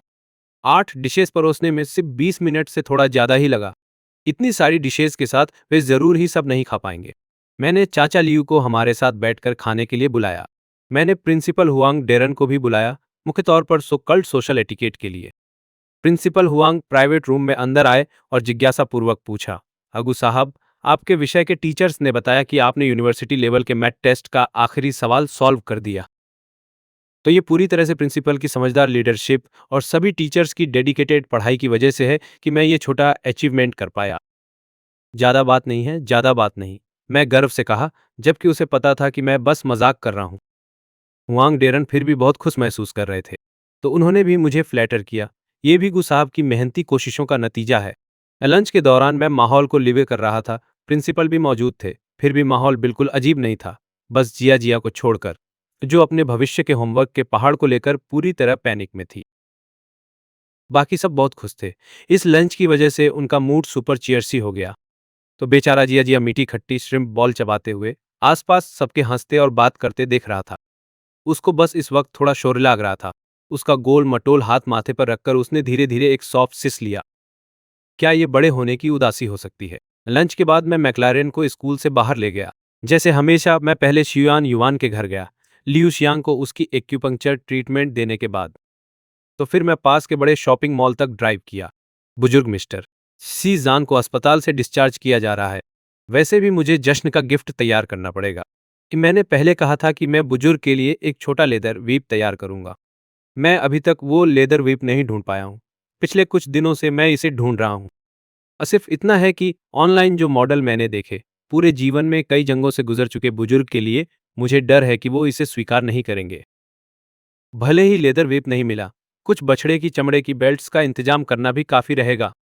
तो मैंने एक साथ बुजुर्ग के लिए 3 बेल्ट्स खरीद ली, एक पहनने के लिए, एक इस्तेमाल करने के लिए, तो और आखिरी वाला साइड में मोटिवेशन के लिए रखूंगा। ऐसा लगता है कि मेरे जैसा सोच वाला कोई पोता नहीं है। अभी भी जल्दी थी। मैं मॉल के बाहर वाली सड़क के छोटे छोटे दुकानों में घूम रहा था, वीकड़े में टहलते हुए। भले ही मैं कुछ नहीं कर रहा था, चलते हुए मेरा मूड बस बहुत रिलैक्स था। अचानक मुझे एक दुकान मिली जो वॉकिंग केन बेचती थी। तो दुकान भग 15 वर्ग मीटर की थी। अंदर वॉकिंग केन साफ साफ व्यवस्थित थे। 1000 तक थे यार। दुकान का मालिक एक बुजुर्ग आदमी था, जो पुरानी वर्क क्लॉथ्स पहने था और गोल फ्रेम वाली रीडिंग ग्लासेस लगा रहा था। तो जब उसने मुझे अंदर आते देखा तो बस थोड़ा ही ऊपर देखा, फिर काउंटर के नीचे छड़ी पॉलिश करना जारी रखता रहा। बुजुर्ग साहब शेषियन तो आखिरकार बूढ़ा ही है। अगर वो पैर में डंगा जाए और गिर पड़े तो बुरा होगा। हाथ में एक सही छड़ी रख लेना बेहतर रहेगा केस में।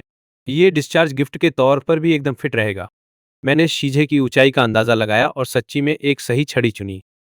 ये वाला नहीं चलेगा, इसे मारो तो भी चोट नहीं होगी।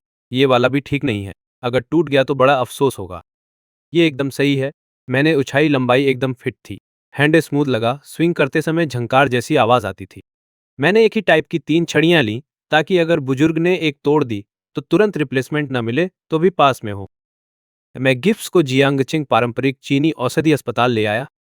हॉस्पिटल रूम का दरवाजा धकेलते हुए मैं उत्साहित होकर बोला, कॉल्ड मैंशिया, देखो मैं फेवरेट ग्रैंडसन ने तुम्हारे लिए क्या लाया है। आज वो दिन था जब सीएशियन डिस्चार्ज हो रहा था। साई यूजिंग और शी यू दोनों यहाँ थे। गुवान एयर पारंपरिक चीनी औषधि पर किताब पढ़ रहा था। बुजुर्ग के बगल में बैठा मेरी आवाज सुन रहा था। शी झान का सख्त चेहरा फौरन नरम पड़ गया। मैंने दाहिनी हाथ में एक छड़ी पकड़ी और बाईं बांह के नीचे 2 और छड़ियां रख लीं। मैं छलांग लगाते अस्पताल के कमरे में घुस गया। पता नहीं क्यों, जैसे ही मैंने छड़ी उठाई, चलना भूल गया जैसा फील हुआ। मुझे छड़ी का इस्तेमाल करना पड़ा। शाओ बेई, तू चोटिल तो नहीं? कुगुवा ने खड़े होकर मेरा स्वागत किया। मैं ठीक हूँ, ये डिस्चार्ज गिफ्ट है तो मैं दादा के लिए तैयार किया, मैं मुस्कुराते हुए बोला। कुगुवानर ने सिर हिलाया। उसने एक गर्म तौलिया और ठंडा प्लम जूस निकाला। तो मैंने पसीना पोंछा और प्लम जूस की एक घूंट ली। पहले जो गर्मी फील हुई थी वो फौरन गायब हो गई। सिर घुमाते ही देखा कि गुवानर ने एक कुर्सी ले आई थी और खाली कप लेकर पूछा, शाओ बई, एक और कप चाहिए? तो मैंने सिर हिलाया, कुर्सी लेकर दादा के सामने बैठ गया। मैंने थोड़ा उसका नाड़ी चेक किया। दादा की सेहत अब ज्यादातर ठीक हो गई थी। उसको घर पे आराम करना था। अब उसे अस्पताल में रहना जरूरी नहीं था। ठीक है, अब बस आराम पर ध्यान दे, फिर ठीक हो जाएगा। मेरी बात सुनते ही एक्स यूजिंग और ग्यूवान ये खड़े होकर खड़े में दादा के डिस्चार्ज प्रोसेस संभालने लगे। मैंने 3 काउहाइड बेल्ट के रोल और एक छड़ी एक्स ईजान के हाथों में दे दी। बुजुर्ग एक्सी, तुम्हारी रिकवरी पर बधाई। ये डिस्चार्ज गिफ्ट मैं तुम्हारे लिए लाया हूँ। अजीजान की हड्डियां अभी भी काफी स्टडी थीं। वो अभी तक कैन की जरूरत तक नहीं पहुंचा था, पर यह मेरा दिल से दिया गया जेस्चर था। आखिरकार उसने फिर भी चुपचाप इसे स्वीकार कर लिया। तो मेरी उम्मीद भरी नजर देखकर उसके जैसा आदमी जिसे कैन की जरूरत नहीं थी, जानबूझकर हिलते दिखा और कैन लेके खड़ा हो गया। वो खड़े होते ही उसे अचानक जिये हो दिखा, जो दो और कैन को अपनी बगल में छुपाकर दोनों पैर उठाने की कोशिश कर रहा था। बार बार फेल होते हुए उसने हॉस्पिटल रूम में काफी हलचल मचा दी और जिये जान को बस गुस्से की लहर महसूस हुई। तो उसने कैन को स्विंग करके जियू की बैक पर मार मारी। एक क्रिस्प साउंड बज उठा। बुजुर्ग ने अपने हाथ में कैन को देखा, फिर मेरे पास बैठा मुझे देखा और कहा, का हाथ में काफी अच्छा लग रहा है। जैसा कि उम्मीद थी, श्याओबाई मुझको सबसे ज्यादा समझता है। अचानक मार खाकर जेहू हैरान रह गया। आपने मुझे क्यों मार दिया? ने खुद से सोचा। मैंने कुछ नहीं कहा। क्या सिर्फ हॉस्पिटल रूम में खड़े रहना ही क्राइम है? बुजुर्ग जिए, मेरा ख्याल है वो बस चिल्डिश ही है। यो गुस्सा मत करो, गुस्सा मत करो। जैसे मैं बचपन में शरारत करता था तो मेरे पापा मुझे मेरी फेवरेट हेड बैक स्लैप वाली डिश दे देते थे। देखना अब मैं कितना मैच्योर हो गया हूं, मैंने सलाह दी। सियाजान ने मेरी ओर देखा, फिर शिएहू की ओर। उसको लगा कि जब मैं छोटा था तब भी मैं उसे पूरी तरह नहीं मार पाया। तो अपने बेटे ना पाए से निराश होकर उसने से लाठी उठाई और एक इहू को एक बार और मार दिया। एक इहू ने गुस्से में दांत पीस लिए। तो उसने मुझ पर जोरदार गजब से घूरा। इस बछड़े को एक दो बार बदला लेना एक बात है, कितनी बार हो गया? तो कितनी बार हो चुका है? उसने फिर से उन डिस्चार्ज गिफ्ट्स को देखा जो मैं लाया था। 3 काउहाइड बेल्ट, 3 लाठी। ये गिफ्ट्स बुजुर्ग के लिए नहीं तैयार किए गए थे। स्पष्ट रूप से ये उसी के लिए तैयार किए गए थे। और अभी अभी उसने सोचा कि मैं कंसिडरेट हूं। तो उसने तो खुद भी इस बारे में नहीं सोचा, पर मैं पहले ही उसके पापा के लिए डिस्चार्ज गिफ्ट सोच रहा था। शी की जोरदार गजब वाली नजर देखकर मैंने जल्दी से टट्टल किया। दादाजी, वो तो तुम्हें भी घूरने की हिम्मत कर रहा है। ये पूरी हायरार्की का ब्रेकडाउन है। मेरी बात सुनते हुए शी की आंखें तुरंत साफ हो गईं। पापा, मैं नहीं किया। मैं अभी अभी शाओ बेई के साथ कसम का भाई बनने वाला हूं, इसलिए थोड़ा एक्साइटेड। मैं अचानक याद आया, कॉमरेड गु ज़ेयुआन की खोई हुई पितृ प्रेम को ढूंढना है। आंटी यू जिंग तुम्हारे डिस्चार्ज पेपर्स संभालने चली गई हैं। तो कल सुबह या दोपहर मेरे घर आना कैसा रहेगा? जिझान ने पुट पुट किया और मेरी तरफ देखा। ये बच्चा बड़ा चतुर है, बस 2 ऑप्शन ही दे रहा है। कल दोपहर चलते हैं, तो फिर मैं तुम्हें टेंशन दूंगा। चलो देखता हूं वो दत्तक बेटा कैसा दिखता है जो तुम चाहते हो कि मैं ले लूं। तो उसने झान की तरफ देखा। अगर वो इस वाले जितना बेकार है तो छोड़ो यार, मैं बस तुम्हें दत्तक पोता बना लेता हूं। मैं एक पल सोचा, तो गुजियुआन को अपना बेटा बना लेता है तो गुजियुआन जी झान के कनेक्शन पर भरोसा करके ग्यू कॉरपोरेशन का बिजनेस बढ़ा सकता है। अगर वो मुझे अपना पोता बना ले तो मैं ऐसा रिच सेकंड जनरेशन वाला लड़का जो बस लाइफ एंजॉय करना जानता है, उसे और दादा की जरूरत नहीं है। जीझान के कनेक्शन तभी काम आएंगे जब मैं ग्यू कॉरपोरेशन को हैंडल करूंगा या जब कंपनी को बड़ा क्राइसिस आएगा। तो मैं फिर से जीहू को देखा, जबकि जीहू 2 बार मार खा चुका था, फिर भी उसके बगल में वो कैंस टांगे हुए थे। वो दोनों में पैर जमीन से उठाने की कोशिश कर रहा था, बस छोटे छोटे मूवमेंट्स में, कोई आवाज की है। जीहू की इस मौज मस्ती वाली अजीब अदा को देखकर मैं अपने पापा के बारे में सोचा। आखिरकार उसने इतना बड़ा कमर्शियल एम्पायर बनाया था, शायद वो इतना फुल्लू नहीं दिखता। मैं सिर हिलाया और भरोसे से बोला, ठीक है, सबसे जरूरी बात यह है कि तुम्हें वो पसंद है या नहीं।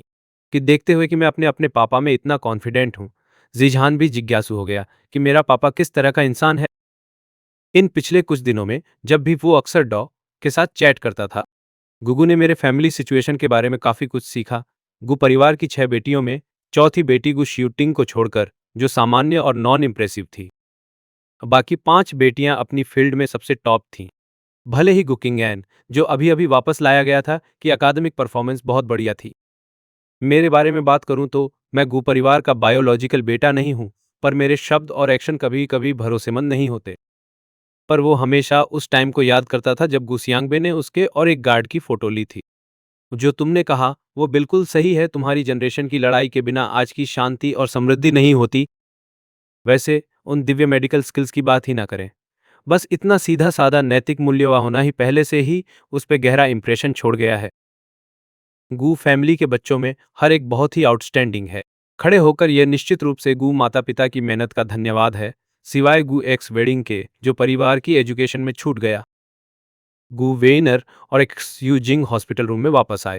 अब आप डिस्चार्ज हो सकते हैं, तो बस अगले कुछ दिनों में खूब आराम करना याद रखो। रिकवरी के एक पीरियड के बाद आप पूरी तरह ठीक हो जाओगे, यूजिंग ने कहा। उसने मेरी तरफ देखा, उसकी आंखों में ग्रेटिट्यूड से भरा हुआ था। बेई, आंटी को और क्या कहें पता नहीं है।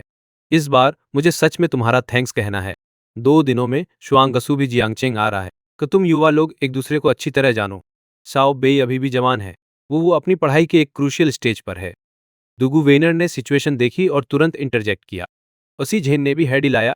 यूजिंग, बच्चों के मामलों में इतना हड़बड़ी मत करो, तो शाओ बे की यूनिवर्सिटी में एडमिशन तक इंतजार करो। हम उन्हें तब एंगेज करवा देंगे, बाकी बाद में देख लेंगे। युगु वेनर ने मेरी तरफ एक झलक दी, उसे समझ नहीं आया क्या बोलना है। मैं जोर से सिर हिलाया और मुस्कुराते हुए बोला, दादा काई, आप रिलैक्स रहो। तो मेरे मम्मी पापा को मुझे हाई स्कूल में एडमिट करवाने के लिए पैसे देने पड़े, तो वो कभी भी यूनिवर्सिटी में नहीं पहुंच पाएंगे। पक्की बात। आप रिलैक्स रहो। मेरे मम्मी पापा को मुझे हाई स्कूल में एडमिट करवाने के लिए पैसे देने पड़े, वो कभी भी यूनिवर्सिटी में नहीं पहुंच पाएंगे। पक्की बात। शियन के होठ का कोना थोड़ा सा हिल गया। पहले उसे लगा कि मैं आखिरकार अपना माइंड चेंज कर लिया हूं, तो उसे नहीं पता था कि ये बेचारा शे स्वांग गशु से एंगेजमेंट बचने के लिए पूरी तरह से यूनिवर्सिटी एंट्रेंस एग्जाम छोड़ देगा। देखो, यू जूनजिंग ने बेबस होकर सिर हिलाया। उसने अपने फोन पर शे स्वांगशु की फोटो ओपन की। फोटो में सी सियुंगशु ने स्पोर्ट्स टैंक टॉप और एथलेटिक शॉर्ट्स पहने थे और हाथ में बॉक्सिंग ग्लव्स थे। वो मोमेंट ब्यूटीफुली कैप्चर हो गया, जैसे ने सैंडबैग पर पंच मारते हुए वही पल था। मैक्सिमम डिफॉर्मेशन पर फोटो में दिख रहा था कि सी सियुंगशु की लुक्स टॉप टियर की हैं और उसकी प्रेजेंस बहुत स्ट्रांग है। और बस सी सियुंगशु की सबसे इंप्रेसिव फीचर यही है, उसकी लंबी लेग्स पूरी तरह से शॉर्ट में नहीं दिख पाई। मैं सैंडबैग को देखा, फिर अपनी छोटी फ्रेम को देख लिया। अगर मैं उससे टकरा जाऊं तो क्या वो मुझे सैंडबैग की तरह मार देगी? तो मैं झे शुआंगसु के फेस को जोर से देखता रहा। मैं उसकी अपीयरेंस को याद रखना चाहता था, ताकि अगली बार जब मिले तो मैं तुरंत जमीन पर लेटकर दया मांग सकता था। झे यूजिंग मेरे रिएक्शन से बहुत सेटिस्फाइड थी। वो अपनी बेटी की खूबसूरती पर बहुत कॉन्फिडेंट थी। झे युजान ने मेरी कैप्टिवेटेड एक्सप्रेशन देखी। वो खुद से हंसते ही नहीं रह सका। तो अभी अभी वो शुआंगशु से एजमेंट रिजेक्ट कर रहा था। अब जब उसने उसकी पिक्चर देख ली, उसकी आंखें उससे चिपक गई हैं। जैसा कि उम्मीद थी, मेरी ग्रैंड डॉटर में करिश्मा है। लगता है मुझे इस शादी की तैयारी ध्यान से करनी पड़ेगी। ग्यू वेनर ने मुझे इतनी इंटेंसली स्टारिंग करते देखा, वो सॉफ्टली सिस नहीं रोक पाई। उसने झिएजान को देखा और अपने व्हाइट कोट की जेब से कुछ सुगंधित सैशेज निकाले। ग्रैंड पाजिए, ये सैशेज मैं आपके लिए बनाई हैं। ये थकान कम करने, नर्व्स को कूल करने और नींद बेहतर करने में मदद करते हैं। उसने को एक एक सैसे दिया और झे यूजिंग फिर आखिरी सैसे हाथ में लेकर वो मेरे बगल में खड़ी हुई। तो मैंने फोन से अपनी नजरें हटाई। मैंने ग्यू वीनर को शंकित नजर से देखा। क्या मुझे भी एक नहीं मिलेगा? Of course. ग्यू विनर ने हल्की मुस्कान के साथ सिर हिलाया। उसने आखिरी सैचेट मेरे हाथ में रख दिया। एक्सी यूजिंग को भी कुछ याद आया। अपने शॉपिंग बैग से उसने नेवी ब्लू टैंक सूट निकाला। अपने नए कपड़े पहन लो, हमें अब हॉस्पिटल से निकलना चाहिए। शिएजान ने सिर हिलाया। डिस्चार्ज हो जाने से अब उससे हॉस्पिटल गाउन की जरूरत नहीं रही। मैंने ग्यूनर को हाथ पकड़कर हॉस्पिटल रूम से बाहर खींचा। बाहर के कॉरिडोर में दीवार से टेढ़े मेढ़े लटकते हुए मैंने जी वू की बनवाई सैचेट को हाथ में उठाया और सूंघा। जैस्मीन की खुशबू पुदीने और नींबू की ताज़ा महक के साथ मिलकर मेरी नाक में घुसी, तो मुझे लगा मेरा मूड काफ़ी हल्का हो गया। क्या थर्ड सिस्टर, क्या तुम्हारे पास इन सैचेट्स के और भी हैं? क्विंग हान हाल ही में बहुत मानसिक तनाव में है, तो इस खुशबू को सूंघने से उसे रिलैक्स करने में मदद मिल सकती है। मैंने पूछा। ग्यू विनर ने मुझे नाराजगी भरी नज़र से देखा। उसने एक अतिरिक्त सैचेट निकाला। धन्यवाद थर्ड सिस्टर। मैंने सैचेट ले लिया और पूछा, बुजुर्ग सज्जन कल दोपहर हमारे घर आ रहे हैं, क्या तुम तब घर पर रहोगी? ट्रेडिशनल चाइनीज मेडिसिन क्लिनिक हाल ही में ज़्यादा बिजी नहीं रहा। वो थोड़ी देर के लिए घर आ जाएगा, बस हमारी सबसे छोटी बहन की बात है। तुम दोनों कब से इतने चिल हो गए? गुगु वीनेर ने जिज्ञासापूर्वक पूछा। वो जब बुजुर्ग ने उस पर शक किया और शीहू ने उस पर हमला किया, तो सिर्फ गु किंगहैन ही हिम्मत करके उसके सामने खड़ा होकर उसकी रक्षा की। वो छवि उसके दिमाग में गहराई से बसी रही। तो तुम गु किंगहैन को पसंद करते हो, यह बात उसे थोड़ा रिसी भी बनाती है, लेकिन उसे लगता है कि ये तो स्वाभाविक ही है। मजाक में बोला, हम सब भाई बहन हैं, तो हम सब साथ में बारिश में नग्न नहाते बड़े हुए। परिवार के लिए अच्छा होने का कोई रीजन चाहिए क्या? तो फिर मैंने एक लंबी सांस ली। अफसोस है कि तुम बहनें अब बड़ी हो गई हो, हम कभी भी उन दिनों में वापस नहीं जा सकते। जो गुवीनेर खुद को रोक नहीं पाया और धीरे धीरे हंस पड़ा। क्यों किंगहन कभी तुम्हारे साथ स्की डिपिंग नहीं करता, पता है? उसका चेहरा अचानक बीट रेड हो गया और वह चिड़चिड़ा होकर बोली, तुम बहुत इम्प्रॉपर हो। तो मैं एक पल के लिए हैरान रह गया, फिर मेरा चेहरा भी तुरंत लाल हो गया। मैं बस थोड़ा याद कर रहा था जब पूरा परिवार साथ में मस्त दिनों में था। गुगुवेनर के मुंह से निकलते ही वो क्यों उस स्किनी डिटिपिंग वाले दिनों की यादों में बदल गया, जब मैं अपनी बड़ी बहनों के साथ तैरता था। तो मैं चुपके से गुवेनर की ओर देखता हूँ। दोपहर की धूप उसकी लाली भरी गालों पर चमक रही है। हवा में कुछ बिखरे बालों के लटे हल्के से फड़फड़ाए, धुंधली सुनहरी रोशनी में चमकते हुए। लगता था जैसे कहावत में कहा गया हो, सूरज बिल्कुल सही, हवा बिल्कुल नरम। असल में उन स्किन्नी डिपिंग वाले दिनों को याद करने में कोई दिक्कत नहीं है। शेम है कि हम बड़े हो गए और फिर कभी वापस नहीं जा सकते। क्या ये वही हल्की उदासी है जो ग्रोइंग अप के साथ आती है? मैंने माथा रगड़ते हुए धीरे धीरे एक सॉफ्ट साइफ निकाला। दरवाजा खुला। वो बुजुर्ग नेवी ब्लू टैंक सूट पहने कमरे से बाहर निकला, बिल्कुल रिफ्रेश्ड दिख रहा था। एक्स आई ह्यू ने सिर झुका लिया, वॉकिंग स्टिक पकड़े हुए बहुत ही सॉरफुल दिख रहा था। उसने अपने बचपन की साइकोलॉजिकल ट्रॉमा को फिर से जी लिया था। बड़े होने के बाद जो खालीपन रह गया, उसे भरते हुए अब उसे बांस की स्टर फ्राइड पोर्क नहीं मिलती। युदेक जिंग ने बुजुर्ग की मदद करने की सोची थी, पर नतीजे में बुजुर्ग के दोनों हाथों में कैन रखे हुए थे। वो साफ तौर पर इनको इतना पसंद करता था कि छोड़ ही नहीं पा रहा था। मैंने बुजुर्ग की लुक पर नजर डाली। मैंने तुरंत समझ लिया कि कोई भी आदमी इस सीधी और थोड़ी क्विर की कैन को रिजेक्ट नहीं कर सकता। मैं सेसेशी यू की ओर एक झलक दी। मैंने सोचा कि बुजुर्ग के साथ उसके लिए कुछ अच्छे शब्द डालूं। देखो अब आपका बेटा कितना सैड है। मैं बिल्कुल भी सैड नहीं हूं। मैं अभी बहुत हैप्पी हूं। अशीहू ने जोरदार तरीके से इसे डिनाई किया। अब वो मेरी माउथ से डर गया था। मैंने आंखें घुमा दी और बोलता रहा। वो मान रहा होगा कि तेरी हेल्थ पहले जैसी नहीं रही और तू अब उसे बचपन की तरह धक्का नहीं देती। तू मुझको कैसे घूर रहा था? डम्बफाउंडेड, क्या तुमने पिछली बार नहीं कहा था कि वो अनकन्विंस था? अब स्क्रिप्ट क्यों बदल दी? उशी जैन ने शीहू को एक झलक दी और पूछा, तुम इतनी हैप्पी क्यों हो? क्योंकि मैं बूढ़ा हूं। अब मैं तुम्हें कंट्रोल नहीं कर सकता। बस इतना ही। बूढ़ा आदमी धीरे धीरे सॉफ्टली आ भर गया और उसने मुझको देव कहा, शियाओबाई, ग्रैंडपा पहले घर जाके कुछ काम सॉल्व कर रहे हैं। कल दोपहर फिर से ये बॉटर तुम्हें आएगा। और वीनर और मैं उन्हें उनकी कार तक विदा किया। हम तब तक रुक गए जब तक कार अगले चौराहे पर नहीं मुड़ी, फिर चले। शियाओबाई, क्या तुम भविष्य में भी ट्रेडिशनल मेडिसिन हॉस्पिटल आएंगे? युगु वीनर ने पूछा। सी जेन के जाने के बाद शायद मेरे पास यहाँ आने का कोई कारण नहीं बचता। तो वो थोड़ा एंग्जियस महसूस कर रही थी। अगर मैं अभी भी आता तो शायद वो मिलने के लिए होता। अगर मैं नहीं आया तो वो क्या करती? मैं एक पल सोचा। लियू शांग की बीमारी को देखते हुए उसे बाद में रिकवरी के लिए दवा चाहिए होगी। और कहा, बिल्कुल, ये आएगा। आखिरकार थर्ड सिस्टर की सौर प्लम सूप बहुत डिलीशियस है और सैचेट के इंग्रेडिएंट्स को रिप्लेस करना पड़ेगा। अब से ये तुम्हें अक्सर विजिट करेगा। आसमान की तरफ देखता हूं तो समझ आया कि अभी भी जल्दी है। तो मैं कंपनी में जाकर अपने मम्मी पापा को ढूंढने की प्लान बना रहा हूं। तो डैड के लिए जो पापा मैंने ढूंढे थे वो कल हमारे घर आ रहा है। अगर मम्मी और डैड नहीं आएंगे तो ये फैमिली रियूनियन पक्की तरह बर्बाद हो जाएगा। तब पिछली 2 रातों से मैं उन्हें घर पर नहीं देख पाया। लगता है दोनों शायद टूरिस्ट रिसॉर्ट वाले इश्यू में फंसे हुए हैं। रिसॉर्ट के पहले फेज की कंस्ट्रक्शन में ही ज्यू ग्रुप ने 3 बिलियन निवेश किए हैं। अभी कंस्ट्रक्शन साइट पर लोकल रॉक गांव वाले गैंग परेशान कर रहे हैं। इससे प्रोजेक्ट की प्रोग्रेस बहुत डिले हो गई है। ऊपर से वो सारे गांव वाले बुजुर्ग हैं। लोकल सिटी गार्ड कुछ भी नहीं कर पा रहा है। रिसॉर्ट की कंस्ट्रक्शन साइट पर रोजाना लगभग 200 रेजिडेंट वर्कर्स होते हैं। अगर औसत सैलरी 300 युआन मान ली जाए तो हर एक दिन डिले पर प्रोजेक्ट को अतिरिक्त 6 लाख कैपिटल लग जाता है। तीसरी बहन, क्या तुम्हारे पास और सैचेट्स हैं? डैड और बड़ी बहन के लिए एक एक ले जाना चाहता हूं, मैं पूछा। उगो वेनर को फिक्र थी कि मुझे सैचेट का डिजाइन पसंद नहीं आएगा, इसलिए उसने उस टाइम पर कई अलग अलग स्टाइल बना रखे थे। उसने 3 और निकालकर मुझे दे दिए। सैचेट ले लेने और एक सिंपल बाय कहने के बाद मैं तुरंत गु ग्रुप के हेडक्वार्टर की तरफ ड्राइव किया। गु ग्रुप का हेडक्वार्टर जियांग चेंगचेंग के सेंटर में एक 32 मंजिला स्काईस्क्रैपर में स्थित है। कार पार्क करने के बाद मैं 100 मीटर ऊंची बिल्डिंग में अंदर चला गया। ऑफिस बिल्डिंग के एंट्रेंस पर 16 सिक्योरिटी गेट्स लगे हैं। वे बिल्डिंग में प्रवेश करने के लिए फेस रिकॉग्निशन से गुजरना पड़ता है। तो भीतर कदम रखते ही मैं इधर उधर एक झलक मार ली। इधर का ऑफिस स्पेस बहुत ही विशाल है। हर फ्लोर लगभग 200 वर्ग मीटर है। तो मैं खुद को रोक नहीं पाया। पहले की जिंदगी में स्टार्टअप में काम करने का एक्सपीरियंस याद आ गया। तो 300 वर्ग मीटर का ऑफिस जिसमें 6 लोग तंग तंग भरे हुए थे। उस कमरे में ऐसी भी नहीं था। तो जो जब भी गर्मी आती कमरे में वो खट्टा गंध बेतहासा तेज हो जाता था। बिल्डिंग के ग्राउंड फ्लोर के लिफ्ट्स लगातार खोल बंद होते रहते थे क्योंकि कई महिला कर्मचारी छोटे स्कर्ट वाले सूट में इधर उधर चलती फिरती थीं। तो मैंने कई नए इंटर्न बैज वाले कर्मचारियों को देखा। उनकी आंखों में भविष्य की स्पष्टता और उम्मीद झलक रही थी। मैंने ग्रुप के एग्जीक्यूटिव्स के लिए रिजर्व लिफ्ट ली, सीधे बिल्डिंग की टॉप फ्लोर तक। लिफ्ट से बाहर निकलते ही जब मैं गुजियुआन के ऑफिस के पास पहुंचा, अंदर से गुजियुआन की तेज गाली की आवाज सुनाई दी।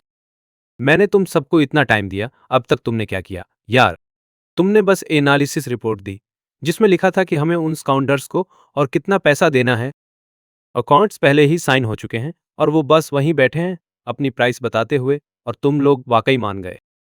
तो फिर मैंने तुम्हें किस काम के लिए हायर किया? तो गुजुआन ने गुस्से में चिल्लाते हुए कहा, अब पैसे खर्च करना वो चीज़ है जो मेरा बेटा नहीं जानता। मेरे चेहरे पर गुस्सा छा गया। ये बात साफ तौर पर मुझसे नहीं जुड़ी थी, फिर भी मुझे ऐसा लगा जैसे मैं डिस्ड हो रहा हूं। ठंडी अभिव्यक्ति वाली लीडिंग लड़की ने जवाब दिया, चेयरमैन गू, अभी रिसोर्ट में से ज्यादा गांव वाले सामूहिक रूप से विरोध कर रहे हैं। प्रोजेक्ट की प्रगति सिर्फ बिगड़ ही नहीं रही, बल्कि कामगारों की सुरक्षा भी खतरे में पड़ गई है। कई कामगारों ने बताया कि रात के बीच में उनके खिड़कियों पर पत्थर फेंके जा रहे हैं। हमने बातचीत की, औसतन हर घर को अतिरिक्त 30,000, कुल मिलाकर सिर्फ 25 मिलियन ही उन्हें संतुष्ट करने के लिए काफी है। अब निर्माण की प्रगति बहुत धीरे धीरे चल रही है। ऊपर वाले भी हमारे बारे में अपनी राय रख रहे हैं। उन्होंने दबाव डालना शुरू कर दिया है। लड़की का नाम गु वानकिंग है। वो मेरी बड़ी बहन है, ग्रुप में सीईओ का पद संभाल रही है। तो मुझे याद है कि मूल उपन्यास में गु वानकिंग करियर परिवार की कीमत को बहुत महत्व देती थी। जब गु क्विंगहेन ने गु ग्रुप को तोड़ना शुरू किया, तो उसने भी जवाबी दांव लगाया। अपरह कभी भी कठिन मोड़ पर कठोर नहीं हो पाई, जब तक कि अंत में गु ग्रुप कर्ज में डूब न गया। उसकी सारी छोटी बहनें जोहान की गोद में आ गईं और ग्रुप को पीछे से धोखा देना शुरू कर दिया। पूरी तरह निराश होकर वह अंत बेबस होकर गु ग्रुप को दिवालिया घोषित कर दी, अपनी बाकी छोटी बहनों की इच्छाओं को पूरा करते हुए। ग्रुप के बाद दिवालिया हो गया, उसने असली मालिक को लेकर जियांगशिंग छोड़ दिया और मिलकर उनकी गरीबी भरी जिंदगी चलाने के लिए सबसे कठिन काम करने लगी। गुगु वानकिंग की बात सुनकर गु झियुन ने अपनी मुट्ठी टेबल पर मार दी। तो पहले वही थे जो हमारी ग्रुप से निवेश करने को कह रहे थे। परिणामस्वरूप जब भी समस्या आती है वे पूरी तरह बेकार हो गए हैं। ऐसे बिजनेस माहौल में आश्चर्य नहीं कि यह आगे नहीं बढ़ पा रहा है। भले ही मुझे वहां निवेश किए गए 3 अरब छोड़ने पड़े, मैं इसे बस मेरे बेटे ने पानी में उछाल दिया मान लूंगा। मैं अभी भी उन लोगों को एक और सेंट लेने नहीं दूंगा। फिर मैंने पलक झपकी, फिर मैं फिर से इसमें क्यों उलझ रहा हूं? तो कोई आश्चर्य नहीं कि मेरी गर्दन दर्द कर रही है। इतनी कम उम्र में ही मैं इतना ज्यादा जिम्मेदारी ले रहा हूं। मैंने पहले सोचा था कि मीटिंग खत्म होने तक रूम में नहीं जाऊंगा, लेकिन अंदर की बाकी बातें सुनकर पता चला कि वही बातें हर बार दोहराई जा रही थी। सभी सीनियर मैनेजर्स को पता था कि गु युआन 3 बिलियन की निवेश छोड़ नहीं सकता। उन्हें यह भी पता था कि गु झू युआन उन गांव वालों को लेकर फिक्र में है। अगर इस बार उन्हें सक्सेस की झलक मिल गई, तो वे फिर से इकट्ठा होकर फिर से परेशानी पैदा करेंगे। लेकिन उनके पास भी कोई बढ़िया समाधान नहीं था। आखिरकार वो बुजुर्ग लोग पहले साल में 10,000 भी नहीं कमाते थे।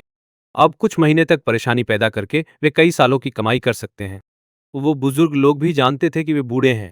सिटी गार्ड ग्यू ग्रुप जैसी बड़ी कंपनी को संभाल नहीं सकता था और उनके साथ लंबे समय तक झंझट सह नहीं सकता था।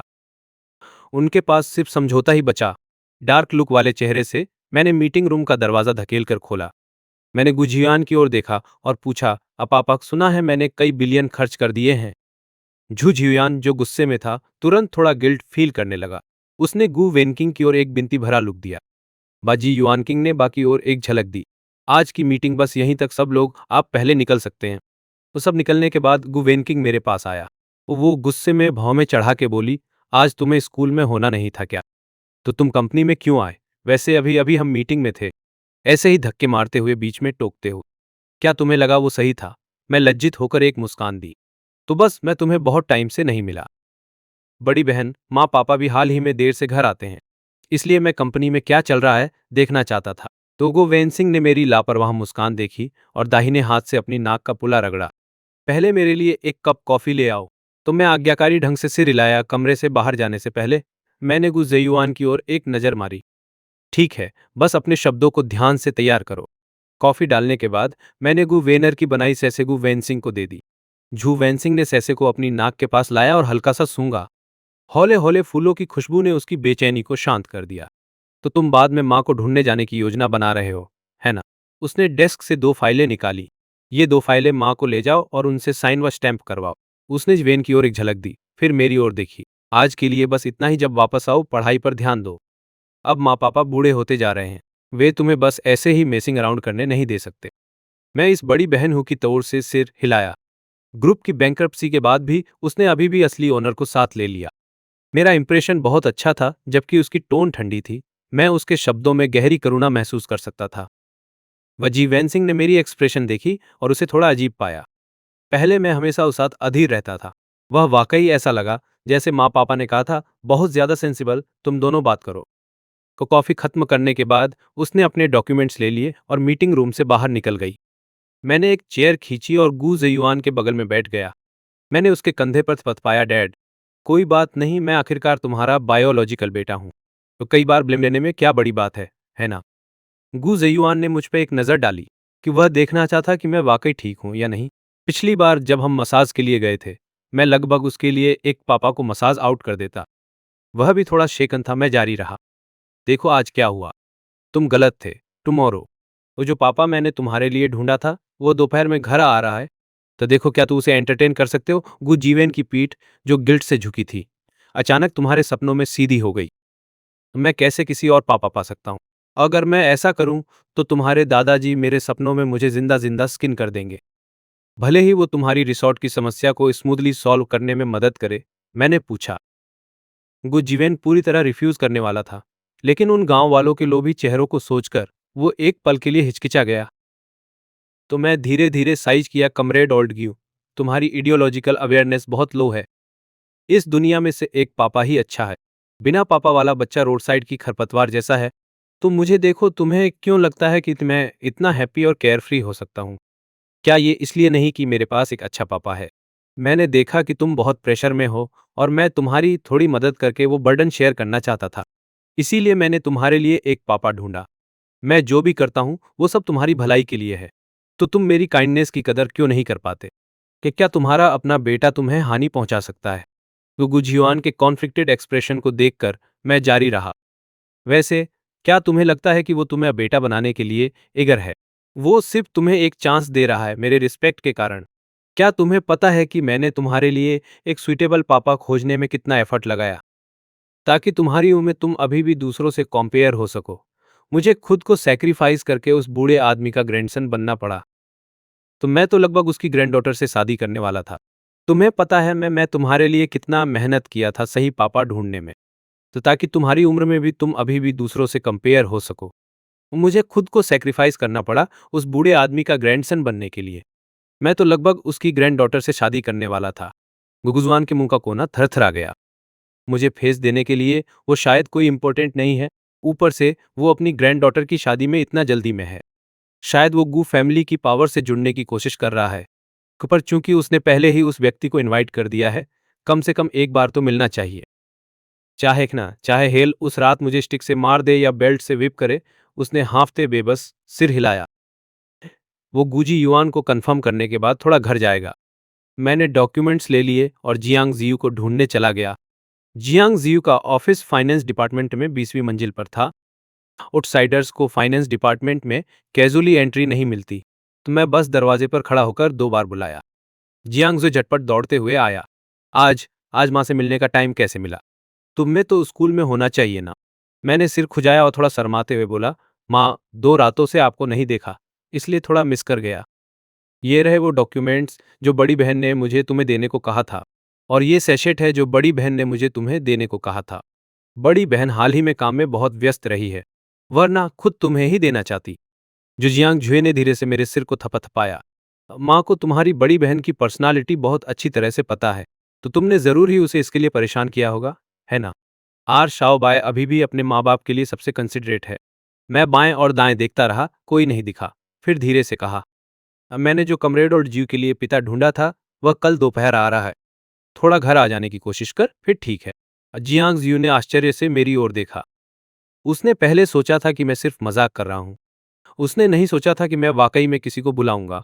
तो तुम नहीं चाहते कि मैं तुम्हारी मदद करूं तुम्हारे पापा को रोकने में, है ना? पहले मुझे फुसफुसाकर बता कि दूसरा पक्ष कौन है। ठीक है, मैं देखूंगा कि मैं तुम्हारे पापा को तुम्हें कम मारने के लिए राजी कर सकूं या नहीं। मैं तिरछी मुस्कुराई। चलो, सी ईजियन की स्टेटस की भी बात नहीं करते। वो अभी अभी जो स्किल हासिल किया है उसी से। चमड़ा मोटा, मांस मुझे बिल्कुल डर नहीं है। तो अगर मैं तुम्हें बताऊंगा तो स्पॉइल हो जाएगा। सरप्राइज, मैंने अभी देखा कि तुम बहुत ज्यादा काम कर रहे हो। माँ, मैं तुम्हारे लिए कल देखे जाने वाला कुछ फन एंटरटेनमेंट ढूंढूंगा जिसमें पापा भी होंगे। जियांग जियू ने सिर हिलाया, फिर मैं उस टाइम पर तुम्हारे पापा के साथ घर आ जाऊंगा। ये वो एक पल रुक गई, फिर अचानक एक आइडिया आया। शियाओबेई, मैंने देखा है कि पिछले 2 दिनों में तुम बहुत कम पैसा खर्च कर रहे हो। क्या दिमाग में कुछ चल रहा है?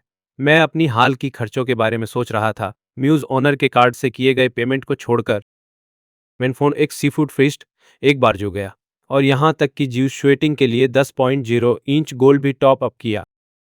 और सब जोड़कर मैंने लगभग 30.0 खर्च कर लिया है।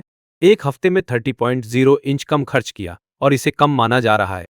क्या अमीर दूसरी पीढ़ी के लोगों के पास अब पैसे खर्च करने के केपीआईज होते हैं? वो जो बात मुझे परेशान कर रही थी वो अब फिक्र नहीं। मैं अभी नहीं जानता कि मैं जिंदगी का कितना मजा ले रहा हूँ। पर अगर जियांग जी यूए कहे कि कम है तो चलो मान लेते हैं कि कम है। तो मैंने आंखें घुमा ली और धीरे से आ भरी। मैंने कहा, मुझे लगता है माँ और पापा बहुत ज्यादा काम कर रहे हैं। खासकर पिछले 2 दिनों में तुम इतने बिजी हो गए कि घर भी नहीं आ पाते। तो मैं सोच रहा था, अगर मैं थोड़ा कम पैसा खर्च करूं तो क्या तुम दोनों मेरे साथ थोड़ा टाइम निकाल पाओगे? मेरे ग्रीन टी जैसे शब्द सुनकर जियांग जुयू का दिल टुकड़े टुकड़े हो गया। ईमानदारी से कहूं तो अगर ये शब्द किसी और को कहे जाते तो उन्हें मजाक समझा जाता। तो सिर्फ माँ ही इन बातों पर भरोसा करेगी। जियांग जुयू की आंखों में आंसू भर गए। शाओ बाई, जब ये बिजी पीरियड खत्म होगा माँ पापा जल्दी घर आ जाएंगे। एक पल बाद जियांग जियो को अलविदा कहने के बाद मैं गू प्रूफ हेडक्वार्टर से निकल गया। बाहर की ठंडी हवा की एक गहरी सांस लेते हुए मैंने चुपके से कसम खाई कि आगे से जियांग जियो को ऐसी छोटी चीज की फिक्र नहीं दिलाऊंगा। तो जब मैं स्कूल वापस आया तो ठीक डिस्सल टाइम था। आखिरी क्लास सेल्फ स्टडी सेशन थी। वो गुक्विंगहान नीचे सिर करके उदास होकर अपना होमवर्क कर रही थी। पर जैसे ही मैं क्लासरूम के बाहर पहुंचा, गुक्विंगहान को जैसे कोई फीलिंग हुई और उसने एक ही समय में दरवाजे की ओर देखा, तो उसकी बेचैनी एक झटके में गायब हो गई। मैंने भी देखा कि गुक्विंगहान की मूवमेंट के बाद कई लोगों की निगाहें भी उसकी ओर मुड़ गईं। मैं बेफिक्र स्वैगर के साथ अपनी सीट की ओर वापस चला। साथ ही मैंने आसपास के भीड़ पर एक जोरदार गजब की नजर मार दी। ये नोबडीज जो उपन्यास से निकले हैं। मैं क्विंगहान को तुम्हारे पास नहीं सौंपूंगा, कोई बात नहीं, मैंने सोचा। मेरे इस प्रोटेक्टिव एटीट्यूड को देखकर गु क्विंगहान ने अपना बैग पैक करना खत्म कर दिया। अब वो मुड़ी, अपनी बाहें मेरी कमर पर लपेट लीं और सिर मेरे कंधे पर रख दिया। वो गु क्विंगहान बहुत ही चिल मोड में लग रही थी। उसकी टांगें हवा में धीरे धीरे स्विंग कर रही थीं। अचानक उसे मेरे चेस्ट से आती हल्की फ्लोरल खुशबू महसूस हुई। उसका चेहरा तुरंत डाउनग्रेड हो गया। आज दोपहर तू कहाँ गया था? उसकी आंखों के किनारे फटाफट लाल हो गए। एक कड़वा गुस्से का एहसास उसके ऊपर छा गया।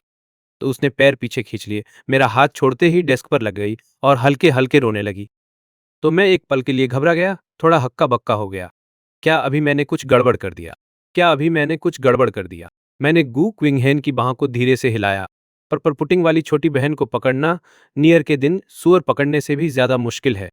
और जिचिंग हान ने मेरे हाथ को झटकते हुए कंधे हिलाए और डिसमिसल बेल बज गई। छात्र छात्राएं एक एक करके क्लासरूम से बाहर निकलने लगे। जब फैटी हमारे सीटों के पास से गुजरा तो वह घमंड से सीटी भी बजा रहा था।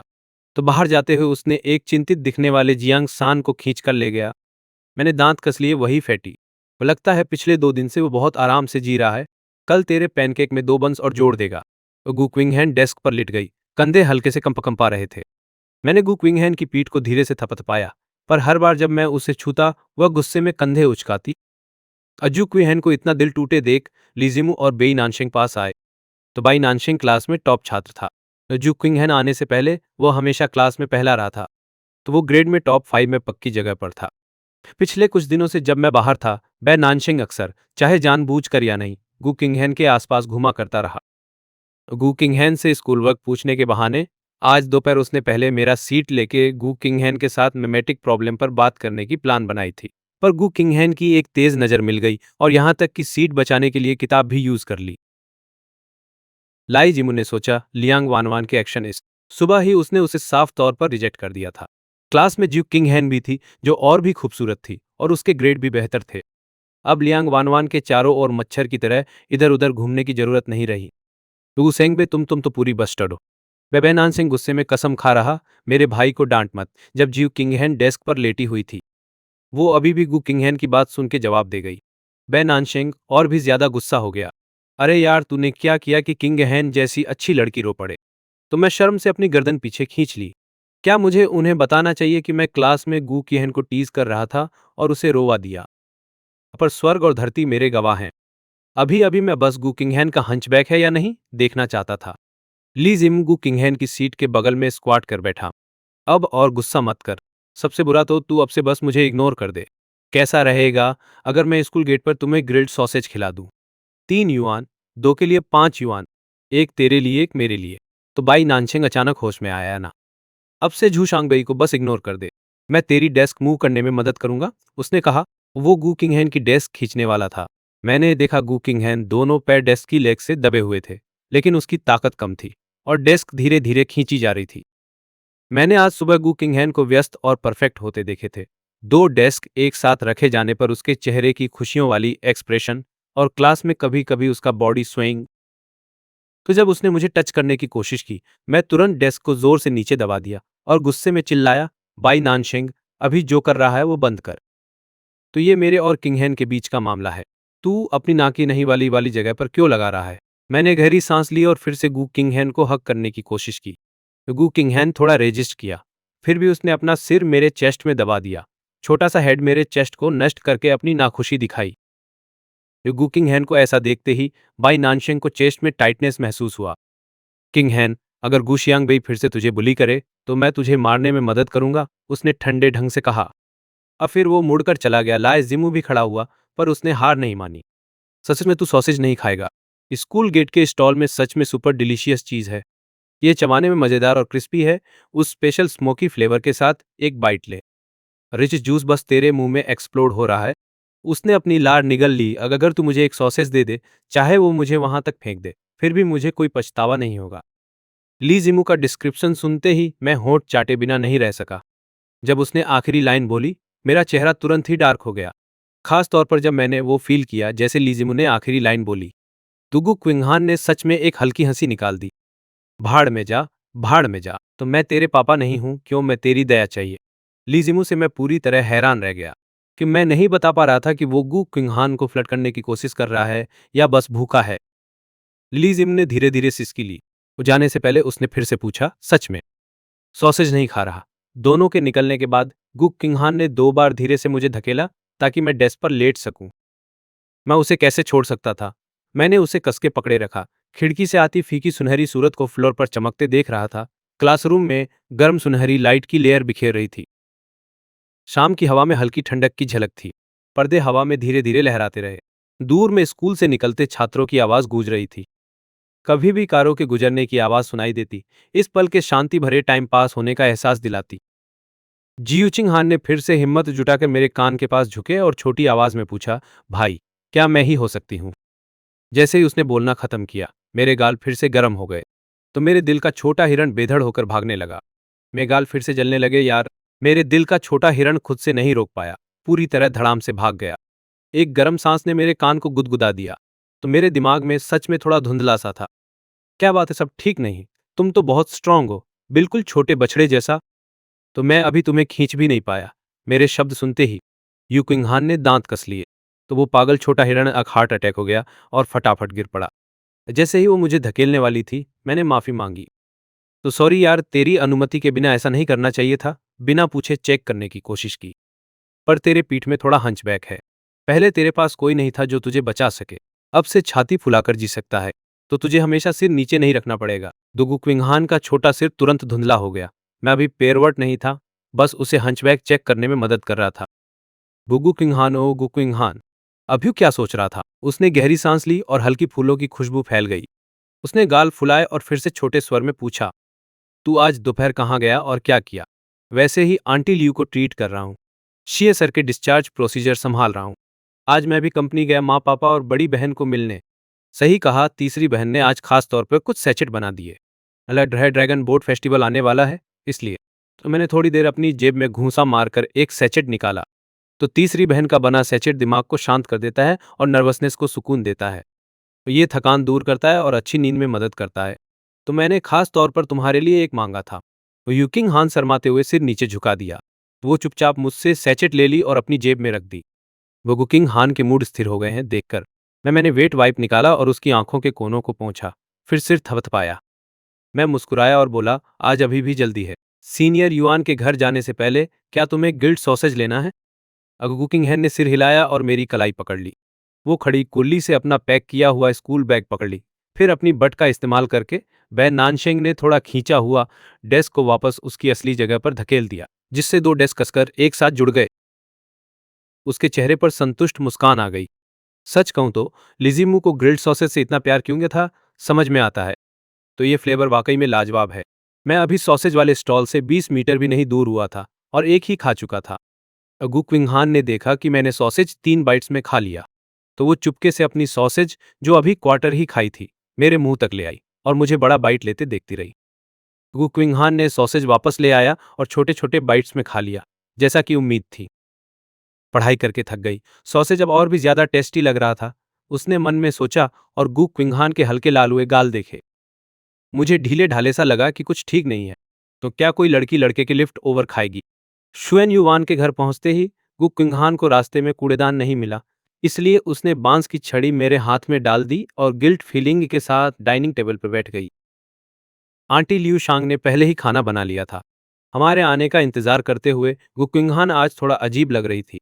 तो मैं थोड़ा ध्यान दिया और देखा कि जब वो खा रही थी तो कभी कभी शियू और युआन की तरफ देखती थी, और जब खाने को उठाती तो ऐसा लग रहा था जैसे शियू और यान जो भी खा रहे थे वही उसे भी खा लेती। कभी कभी वो तेजी से चबाने में नहीं कर पाती थी, वो पहले खाना अपने बाउल में डाल देती थी बाद में खाने के लिए। दुगु क्विंगहान को लगा कि मेरी आंखें उस पर टिकी हुई हैं। उसने जीभ बाहर निकाली और मजेदार चेहरा बनाया। क्या अजीब वर्ल्ड है, क्विंगहान पूरी तरह से क्यूट है। गु क्विंगहान के फनी फेस को देखकर मैं खुद को रोक नहीं पाया। सोचा डिनर के बाद गु क्विंगहान और जुएन युआन स्टडी रूम में पढ़ने चले गए, तो मैं बिस्तर पर लेटा अकेले फोन पर गेम खेल रहा था और मैंने टिकटॉक खोला और हुआ टियन का मैसेज तुरंत अप हुआ। मास्टर शाओबई, तुम्हारी बहन कैसी है? क्या वो अभी भी ट्रीटमेंट ले रही है? तो उस चिंता भरे शब्दों को देखकर मैं असल में हुआ तियान को सच्चाई बताने वाला था, लेकिन दोबारा सोच के अगर ये खबर लीक हो गई तो मैं ही अगला साइबर बुलिंग का शिकार बन जाऊंगा। इतना बड़ा रिस्क लेने की जरूरत नहीं, ये दांव लगाना कि दूसरा व्यक्ति दयालु है या नहीं। चिंता मत करो, मैंने स्क्रीन की दूसरी तरफ से जवाब दिया। हुआ तियान ने राहत की सांस ली। तो मास्टर शाओबई, तुम्हारे गाने वाकई में जबरदस्त हैं। तो तुम्हारी गायकी से मुझे बहुत हिम्मत मिली है। मैं अपनी मौजूदा स्थिति बदलना चाहता हूँ। अब मैं नहीं चाहता कि मेरे पेरेंट्स मेरे बारे में फिक्र करें। मैं अगले हफ्ते जियांगचेंग आना चाहता हूँ। क्या तुम अगले हफ्ते फ्री हो? क्या मैं तुमसे मिल सकता हूँ? वैसे मेरे पास करने को कुछ नहीं था, इसलिए मैंने जवाब दिया, बस 2 दिन पहले बता देना। हुआ तियान के साथ चैट खत्म करने के बाद तुम कभी भी आ सकते हो, हमेशा स्वागत है। गिगुसु टिंग की video call request pop up हुई। मैंने भौहें चढ़ा ली, हमेशा ऐसा लगता रहा कि ये कुछ भी अच्छा नहीं है।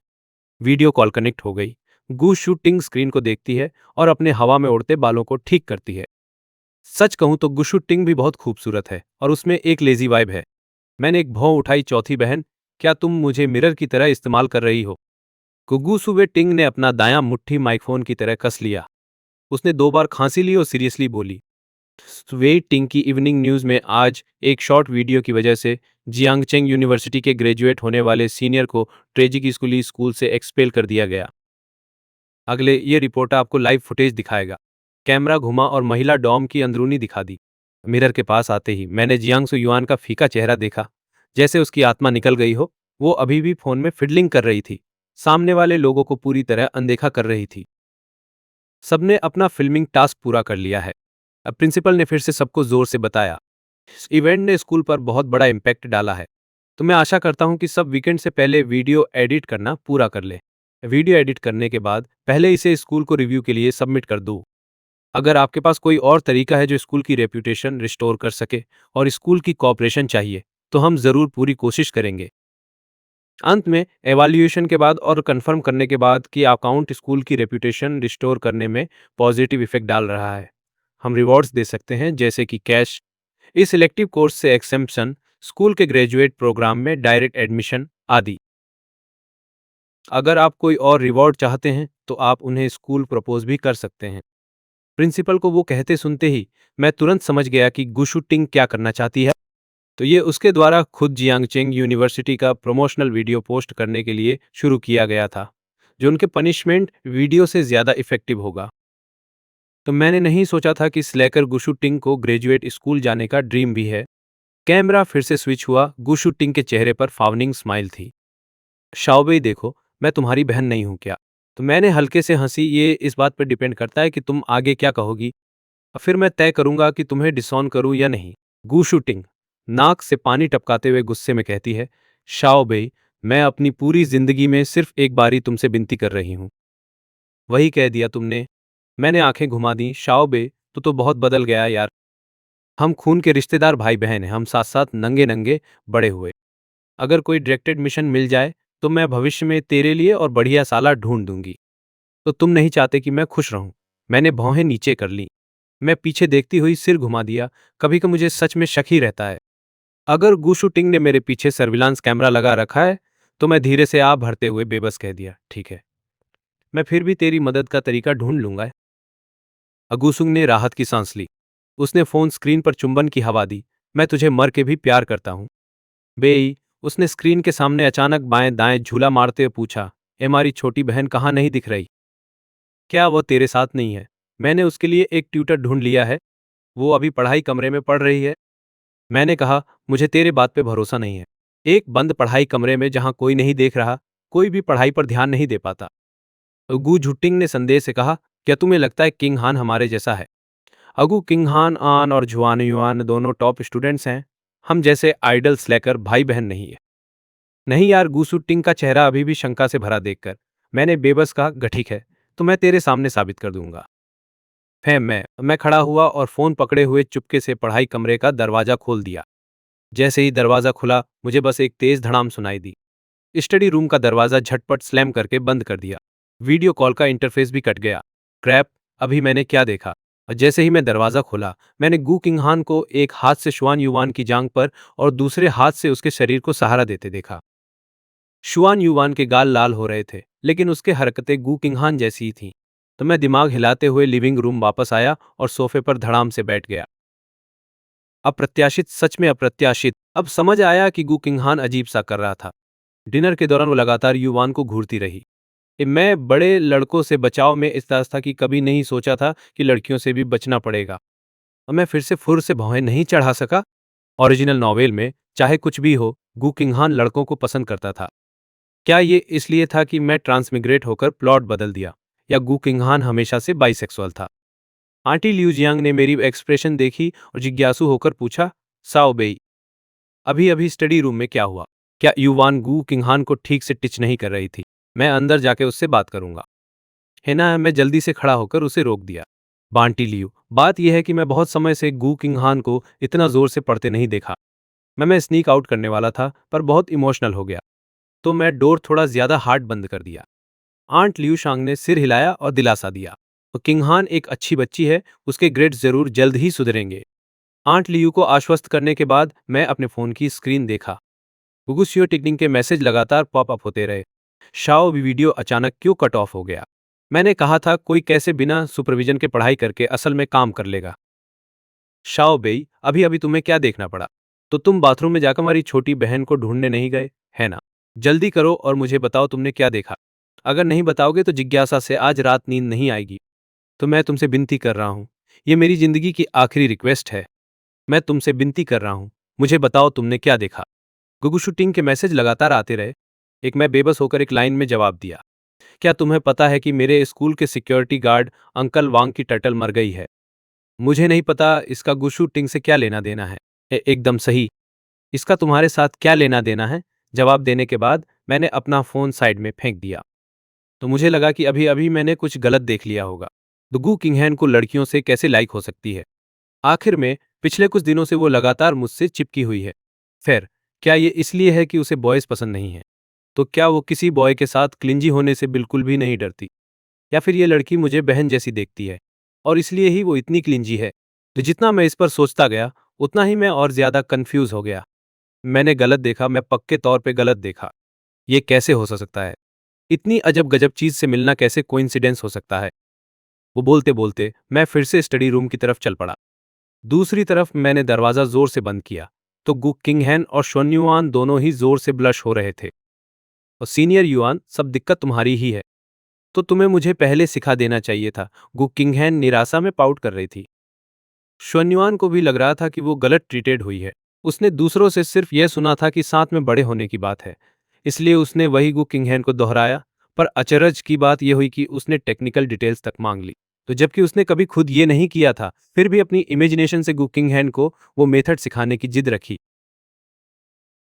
पर कौन सोच सकता था जब दोनों प्रैक्टिस कर रहे थे मैं अचानक अंदर झपट पड़ूंगा। शुआन युआन ने धीरे से होंठ कटा और गुस्से में कहा, तुम साफ तौर पर वही हो जो सीक्रेट चाहता था। उसने धीरे से गुकिंगहैन के गाल को पिंच किया और कहा, आखिर तुम ये किस आदमी के लिए सीख रही हो? क्या हो सकता है? उसके गाल फिर से गर्म हो रहे थे। गुजियांग बई को छोड़कर उसके दिमाग में और कोई नहीं आया, पर क्या वो भाई बहन नहीं है?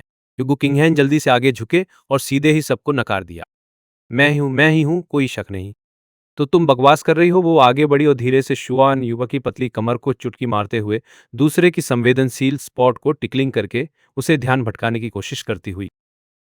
ठीक है, तुम मुझे टिकलिंग करने की हिम्मत कर रहे हो। देखो मैं तुम्हें वापस टिकलिंग करता हूँ। सोसवान नो युवान ने गुकिंगहैन की कलाई खींची, उसे ले लगाया और उसकी कमर की मुलायम त्वचा को टिकलिंग करना शुरू किया। लेकिन उसी पल स्टडी रूम का दरवाजा फिर से खुल गया। मैंने देखा कि गुकिंगहैन शुआन युवान की गोद में बैठा था। दोनों एक दूसरे के सामने सामने थे, एक दूसरे की पतली कमर को गले लगा रहे थे। मैं अपनी आंखों से कन्फर्म किया। इस बार मैं पक्के तौर पे गलत नहीं देख रहा था। इंटरप्ट करने के लिए सॉरी, मुझे नहीं पता था कि तुम दोनों का ऐसा रिलेशनशिप है। लेकिन इस बार मैं काफी कूल था। दरवाजा बंद होने की आवाज भी बहुत सॉफ्ट थी। गुगु किंगहैन की स्पेशल प्रेफरेंस का सामना करते हुए मैं एक पल के लिए थोड़ा कंफ्यूज हो गया। क्या ये प्लॉट की पावर हो सकती है? सुआन युआन को गुग किंगहैन ने रिक्रूट करने का कारण मिडल और हाई स्कूल की फ्रेंडशिप के अलावा गुग किंगहैन ने हनी ट्रैप भी इस्तेमाल किया। नो वे, ऑथर कैसे ऐसी इंपॉर्टेंट प्लॉट पॉइंट को छोड़ सकता है? या शायद मुझे प्रीटी बॉय ट्रैप ट्राई करना चाहिए। देखूं कि क्या मैं गुग किंगहैन को ठीक कर सकता हूं। पहले जब उलझे हुए थे ग्यू किंगहैन और शुआन युवान, अब जोकिंग का मूड नहीं रहे, तो वो हैज में एक दूसरे को देखते रहे। उनके चेहरे लाल हो गए, धीरे धीरे खड़े होते हुए, अलग होते हुए। उन्होंने यह भी नहीं सोचा था कि ग्यू शानबेई फिर से वापस आएगा। सीनियर युवान, अब हमें क्या करना चाहिए? ग्यू किंगहैन इतनी पैनिक में थी कि रो ही रही थी। अब मुझे लगता है उसने हमारी रिलेशनशिप को मिसअंडरस्टैंड कर लिया है। झो युवान को भी अब हेडेक था। चलो शाओ बेई को बुलाते हैं और उसे साफ साफ समझा देते हैं। नो वे, ग्यू किंगहैन ने डिटर्मिनेटली रिजेक्ट कर दिया।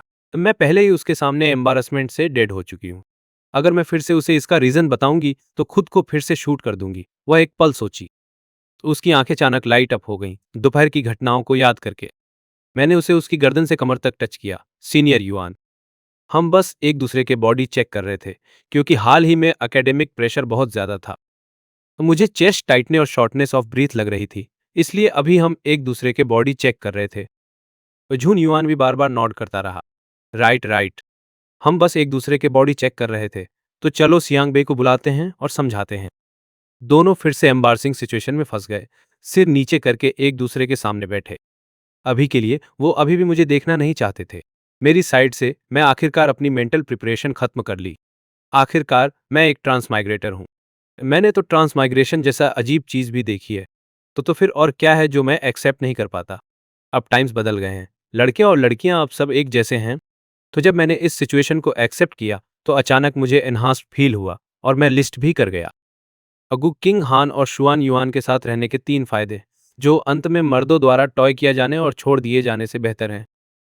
तो कम से कम ओरिजिनल नॉवेल में शुआन युवैन हमेशा गु किंग हान के साथ आखिरी तक रहता था। दुगु किंग हान को और इमोशनल डैमेज सहना नहीं पड़ेगा। मुझे अब उस प्यारी बहन की टेंशन नहीं रहेगी जिसे मैं पाल रहा था, अगर वो पिपिक द्वारा स्नैच हो जाए। मुझे अब उसे दूसरे लड़के के साथ क्यूट एक्टिंग करते या बहुत क्लोज और इंटीमेट दिखते देखना नहीं पड़ेगा। क्रिक स्टडी रूम का दरवाजा धीरे धीरे खुला। मैंने एक चेयर खींची और उनके दोनों के सामने बैठ गया। मैंने अभी अभी अभी अपनी लाइंस पूरे से प्रिपेयर कर रखी थी, पर अब उन्हें दोनों को देखते ही मुझे बहुत अजीब लगा। एक पल के लिए मैं सच में नहीं जान पा रहा था कहाँ से शुरू करूं। उन्हें दोनों को ऐसे देख रहा था जैसे दो बेवकूफ बच्चे जो कुछ गलती कर गए हों। सिर नीचे झुके हुए मैं 2 बार खांसते हुए खारी आवाज में कफ कर दिया। मुझे अभी स्टडी रूम का दरवाजा सीधे खोलना नहीं चाहिए था। ये सब थी बहन की गलती है। उसने कहा कि उसे यकीन नहीं था कि तुम दोनों स्टडी रूम में पढ़ाई कर रहे होगे। असल में तुम दोनों को इस पर ज्यादा फिक्र करने की जरूरत नहीं है। सच्चा प्यार तो अजय है। मैं कोई फ्यूडल माइंडेड बंदा नहीं हूं। तो मैं बस यही आशा करती हूँ कि कॉलेज एंट्रेंस एग्जाम से पहले तुम इसे अपनी पढ़ाई पे असर न करने दो। मैंने अपना माथा रगड़ लिया। अब मैं पढ़ाई की फिक्र क्यों कर रही हूँ? किसी को प्यार करना गलत नहीं है। इमोशंस बस यूं ही सतही होते हैं। मेरा मतलब है, अब मैं लेक्चर नहीं दूंगी। टाइम्स बदल गए हैं और लड़के और लड़कियां अब एक जैसे हैं। भले ही मैं पूरी तरह समझ नहीं पाती, तो पर मैं तुम्हारे चॉइस का रिस्पेक्ट करती हूँ। तुम दोनों को बहुत सारी खुशी की दुआ देती हूँ। जैसे ही मैं खत्म किया, मैंने खुद को 2 बार माथे पे थप्पड़ मार दिया। तो मैं क्या बकवास कर रही हूँ? मेरा हैंडसम चेहरा अब पूरी तरह लाल हो गया है। इसे पर अंडा भी फ्राई कर सकते हो। जू किंगहान और जुएन युवान ने और भी नीचे अपना सिर झुका दिया। उनके सिर अब अपने सीने में ही गायब होने वाले थे। गु किंगहान का चेहरा इतना लाल था कि जैसे खून निकलने वाला हो। और अचानक ऊपर देखा और शू आन युआन की ओर इशारा करते हुए कहा, सबसे पहले वो सीनियर युआन था। उसने कहा कि अकादमिक प्रेशर बहुत ज्यादा है। तो उसे छाती में टाइटनेस और सांस लेने में दिक्कत महसूस हुई और उसने मुझसे अपना बॉडी चेक करने को कहा। शू आन युआन ने हैरानी से गु किंगहान की ओर देखा। क्या हमने अभी अभी कहा नहीं था कि हम एक दूसरे को चेक कर रहे हैं? अभी ये ऐसा क्यों सुनाई दे रहा है? ऐसा लग रहा है जैसे मैं उसे एक तरफा सेड्यूस कर रहा हूं। उसने दांत पीस लिए और गु किंगहैन की तरफ एक ज्वलन तिकड़ी भरी नजर फेंकी। पर फिर उसने गु किंगहैन की बिनती भरी नजर पकड़ ली, तो वो धीरे से आभरी और बात में साथ दे दिया। ठीक है, ठीक है। अभी अभी जब किंगहैन मेरी चेकअप में मदद कर रहा था, वो गलती से गिर गया। तो मैं उसे उठाने और उसके शरीर की जांच करने ही वाला था।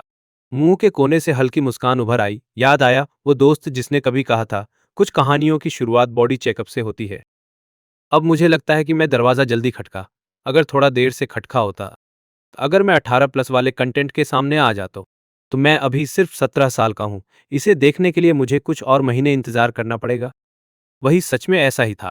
अगू किंगहैन ने पक्के तौर पर कहा, भाई, क्या तुम पे भरोसा नहीं करता? मैं गू किंगहैन को देखता हूँ, फिर शॉन युवान को। तो उन दोनों की आंखों में बिनती भरी नजर थी। मैंने अपना माथा रगड़ा। अभी समझ आया कि कमरे में घुसने से पहले खटखटाना कितना जरूरी है। मुझे वो शूटिंग के साथ दांव नहीं लगाना चाहिए था। वो दांव जिसमें कोई दांव ही नहीं था। जुआ खुद को और दूसरों को सच नुकसान पहुंचाता है। बस बात यह है, इस बार मैंने गू किंगहैन का अच्छा लम्हा बिगाड़ दिया।